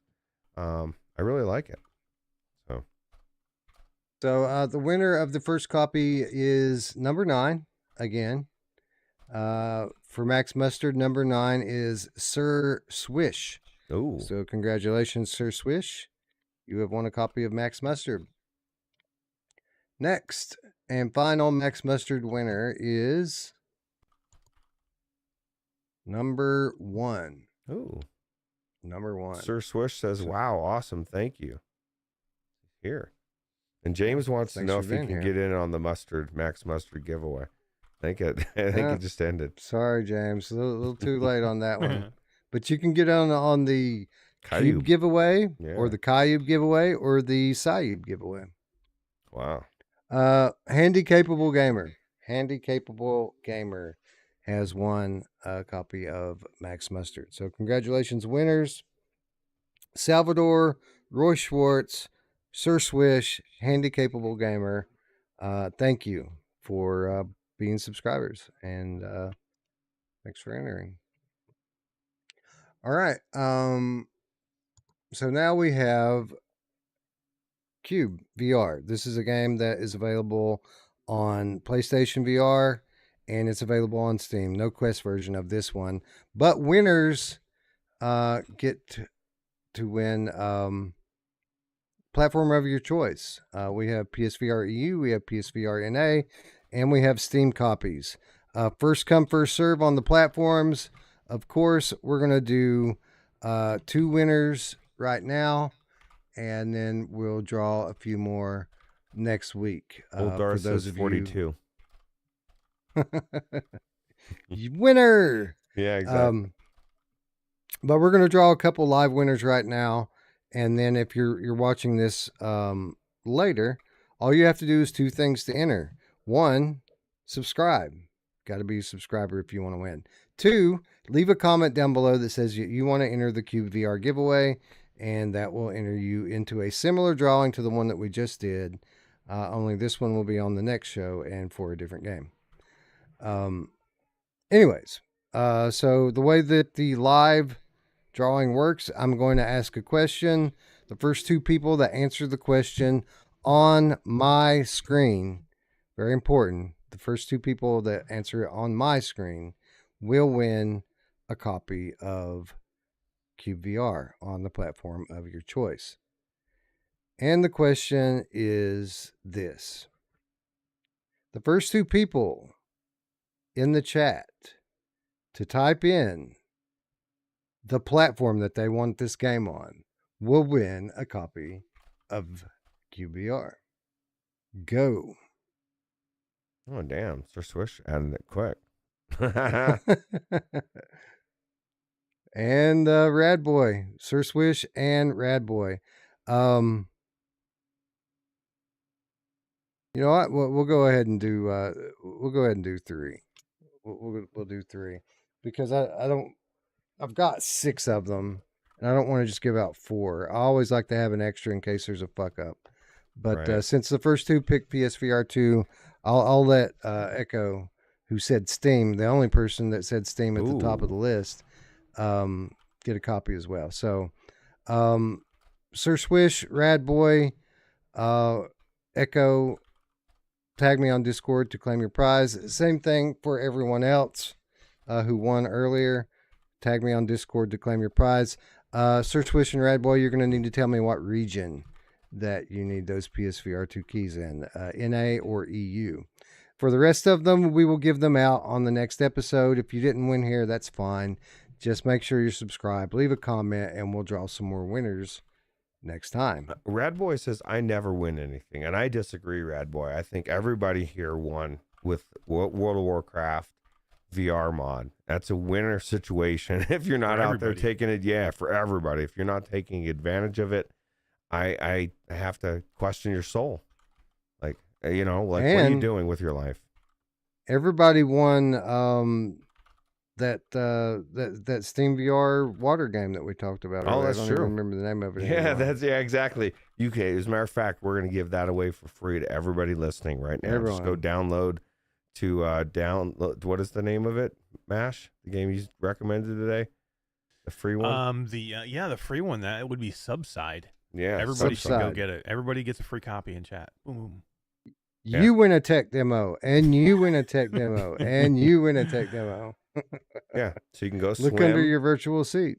You can go swim in the water Virtual and seat. feel like you're swimming for real, and then you can go to World of Warcraft and swim around for a little bit with a button, and then you can go do a bunch of quests and dungeons and battlegrounds. I would love to do a battleground with you and D and you two, and where literally it's like 40 on 40, where everybody's like spread out trying to defend different nodes and against other players. And so like, you know what I mean? I would heal, and then, you know, like it just gets, it's fun. It's just another aspect, or capture the flag, or that's pretty cool. You know who else likes to spread out for a 40 on 40? My mom. Oh man, she does too. If you didn't go there, I was going there. Oh, so that's it, guys. We did it. I did think it. that is the most content-rich Strangers in the Night we've ever done. Right? We've never done 5 titles before with a 3-game giveaway. It's like a mini episode of 2023 show or something. Yeah, that's 3 hours and 20 minutes of goodness. I think we made up for not doing last Sunday. What do you think? Yeah, Definitely. yeah, absolutely. Yeah. So we definitely plan to be back next Sunday. We might even be around for Friday again, like I mentioned earlier. The Fridays are just going to be hit and miss. When we get time to play games during the week, we'll do Friday shows, and when we don't, we'll just push that on off until Sunday. Boss Dawes says, Wes, just say welcome to the weekend update for me. And that, my friends, is the fake news. Good night, everybody. No. So, thanks everyone for hanging out and staying up late with us. You guys rock as always. If you're new, make sure you're subscribed. Make sure you ring the bell so that you can be notified when we go live. Again, shout out to the patrons. Everyone, there's a link down below if you want to support us on Patreon. All we ask for is $3 per month, and in exchange for that, you get access to our weekly show notes when we do numbered episodes, and when we don't, you get awesome exclusive gameplays like the one I uploaded earlier and the 2 more that we're going to be uploading this week. You also get occasional insider updates, and you get your name in the little ticker at the end of the show thanking you. So shout out to all our patrons out there. Shout out to the people who donated in the chat. We appreciate all of you. You allow us to do things that we otherwise wouldn't be able to do. But if you don't have any money to donate, that's fine. All you have to do is come and hang out with us in Discord. That's absolutely free. There is a invitation down below, and that's a great place to get advice on why your World of Warcraft mod isn't working correctly. Or to find out what server that we're raiding in, and more. We hang out there 24/7, 365, talking about everything. It's free. It's where our community lives, and we invite you to become a part of that community. Anyway, with that said, friends, I'd like to thank you all once again for watching. For Eric and Ruuts, I'm Wes. We'll see you next time. Bye-bye. Take it easy. See you later.